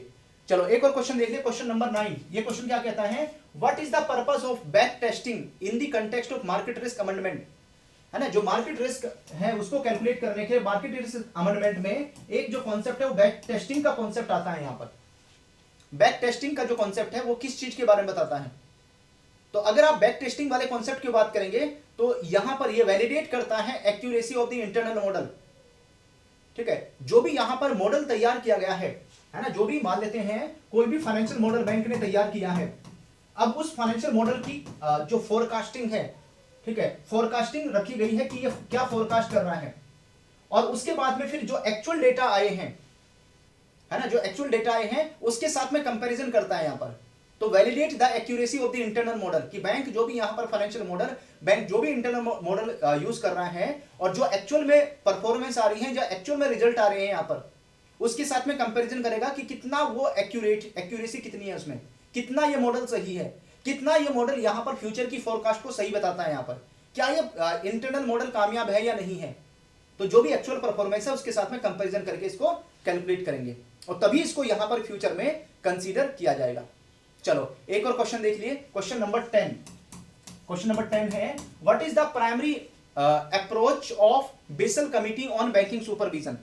अगर मैं Basel committee on banking supervision की बात करूं यहां पर regarding the enforcement of standard and guidelines, तो प्राइमरी अप्रोच क्या है यहां पर, तो चारों ऑप्शन को देखिए, चारों में से हम किसके ऊपर टिक करें, और ये आज का लास्ट क्वेश्चन भी रहेगा, ये आज का आखिरी क्वेश्चन भी रहेगा यहां पर बीसीबीएस के अकॉर्डिंग।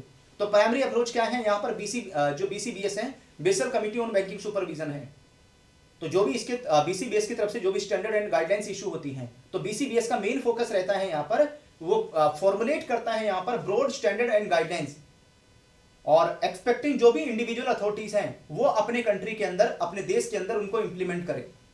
जैसे हमारे कंट्री में जो रेगुलेटरी अथॉरिटी है वो कौन है, हमारे कंट्री के अंदर रेगुलेटरी अथॉरिटी है रिजर्व बैंक ऑफ इंडिया। तो आरबीआई के पास में गाइडलाइंस कहां से आती हैं, आरबीआई के पास में गाइडलाइंस बीसीबीएस से आएंगी, Basel committee and banking supervision से आएंगी, और वहां से गाइडलाइंस आरबीआई के पास आएंगी और आरबीआई इनको अपने कंट्री के अंदर, देश के अंदर इनको इंप्लीमेंट करवाएगा यहां पर। तो आंसर कौन सा होगा, सी। तो these are the 10 very important question. सभी क्वेश्चंस को अटेम्प्ट करके आपने कितना स्कोर किया है जल्दी से आप मेरे साथ में शेयर कर दीजिए, सभी क्वेश्चन को अटेम्प्ट करके कितना स्कोर किया है। और अभी ये जो टॉपिक है ना, ये टॉपिक अभी कंटिन्यू चल रहा है। अगर आपके पास में CAID का महापैक है तो CID के महापैक में ये टॉपिक हम डिस्कस कर रहे हैं, वहीं से मैं ये क्वेश्चन की प्रैक्टिस आपको करवा रहा हूं, क्योंकि वहां पर आपको ये कॉन्सेप्ट लर्न करा रहे हैं और यहां पर कॉन्सेप्ट टेस्टिंग चल रही है आपकी। ठीक है, तो कॉन्सेप्ट टेस्टिंग में आप बहुत अच्छा तभी परफॉर्म कर पाएंगे जब 9 PM पर डेली आपको BFM की जो क्लासेस हैं, BFM की जो पेड क्लासेस हैं वो डेली बेसिस पर 9 PM पर चल रही हैं। तो GIB के महापैक 2.0 का लिंक डिस्क्रिप्शन में है, वो एक बार उसके ऊपर क्लिक कर लीजिएगा, चेक कर लीजिएगा कैसे मिलेगा। तो वो सिंपल मेथड है, आप क्या करें, आप है ना गूगल में जाएं, गूगल में सर्च कर लो अड्डा 24/7, गूगल में अड्डा 24/7 जैसे ही सर्च करोगे जो सबसे ऊपर लिंक आएगा उसके ऊपर क्लिक कर लो। जैसे उस लिंक के ऊपर क्लिक करोगे आप यहाँ पर, है ना। तो सबसे पहले तो आपको अपने मोबाइल में क्या करना, Google play store, Apple store से अड्डा 24/7 अपने मोबाइल में डाउनलोड कर लो। और यहां पर डाउनलोड करने के बाद में आपको एग्जाम कैटेगरी में जीआईबी सीआईबी के ऊपर क्लिक करना है। जीआईबी सीआईबी के ऊपर क्लिक करने के बाद में आपको फिर क्या करना है, यहाँ पर सीआईबी जून 2024 के ऊपर क्लिक करना है। तो आप में से जो भी कल 9 PM पर क्लास ज्वाइन करना चाहते हैं बीएफएम की, सीआईबी के महापैक में एनरोलमेंट करके कल से क्लासेस मिल जाएंगी। बाय नाउ के ऊपर क्लिक करना है। स्पेशल कोड है आप सभी के लिए, कोड रहेगा Y195। ये कोड इस्तेमाल करके 3-4 हजार क्वेश्चन आपको प्रैक्टिस करने के लिए भी मिल जाएंगे, है ना। यहाँ पर आपको कितने मिल जाएगा, 7473 रुपीज में, 7473 रुपए में पूरा कंप्लीट बैच सीआईबी का महापैक 2.0 आपको मिल जाएगा। और एक चीज और है इसमें, अगर आप देखोगे जो टॉपिक मैं अभी करवा रहा हूं ना आपको, यहां पर टेस्ट सीरीज में जाना, टेस्ट सीरीज में जाओगे और यहां पर देखना CIB BFM bank financial management, इसके ऊपर क्लिक करना और यहां पर क्लिक करना मॉड्यूल बी के ऊपर। मॉड्यूल बी के ऊपर क्लिक करोगे और इसमें आ जाना यूनिट नंबर 13 में। देखिए यही है वो रिस्क रेगुलेशन बैंकिंग इंडस्ट्री। तो टॉपिक वाइज क्वेश्चन में भी 122 क्वेश्चन, 122 क्वेश्चन है आपके अकाउंट में, ठीक है। अभी ये सब लॉक दिखा रहे हैं, लॉक। जैसे एनरोलमेंट होगा तो ये सारे अनलॉक हो जाएंगे। तो ईच एंड एवरी टॉपिक, है ना, जैसे अभी मैंने आपको मॉड्यूल 11 कंप्लीट करा दिया, उसके 54 क्वेश्चन है ना। मॉड्यूल बी कंप्लीट करा दिया, रिस्क इन बैंकिंग बिजनेस, उसके 24 क्वेश्चन हैं। अभी risk regulation in banking industry अभी ये चल रहा है, इसमें 2-3 क्लासेस इसमें भी और होंगी, तो इसके 122 क्वेश्चन है। सबसे बड़ा यूनिट यही है। फिर हम आ जाएंगे किसमें, मार्केट रिस्क में। मार्केट रिस्क वाला टॉपिक कंप्लीट करेंगे, उसके 44 क्वेश्चन है। फिर क्रेडिट रिस्क कंप्लीट करेंगे, उसके 74 क्वेश्चन है। फिर ऑपरेशनल रिस्क, इंटीग्रेटेड रिस्क है, उसके 46 क्वेश्चन है। तो सारी यूनिट्स के क्वेश्चन मिलेंगे आपको। ये सारे क्वेश्चन आपके अड्डा 24/7 अकाउंट में है, तो इनको भी प्रैक्टिस करते रहना, ठीक है। बहुत सारे क्वेश्चन है, क्वेश्चंस की कोई कमी नहीं है आपके अकाउंट में। 3-4 हजार 5 हजार क्वेश्चन आपको ऐसे ही मिल जाएंगे प्रैक्टिस करने के लिए, टॉपिक वाइज क्वेश्चन और फुल लेंथ मॉक टेस्ट आपके अकाउंट में, ठीक है। चलो फिर आज का सेशन हम लोग यहीं पर वाइंड अप करते हैं। मिलते हैं आपसे अगली क्लास में, नेक्स्ट क्लास में, यहां से आगे का हम डिस्कशन करेंगे। Thank you all of you, happy learning, good night, bye bye.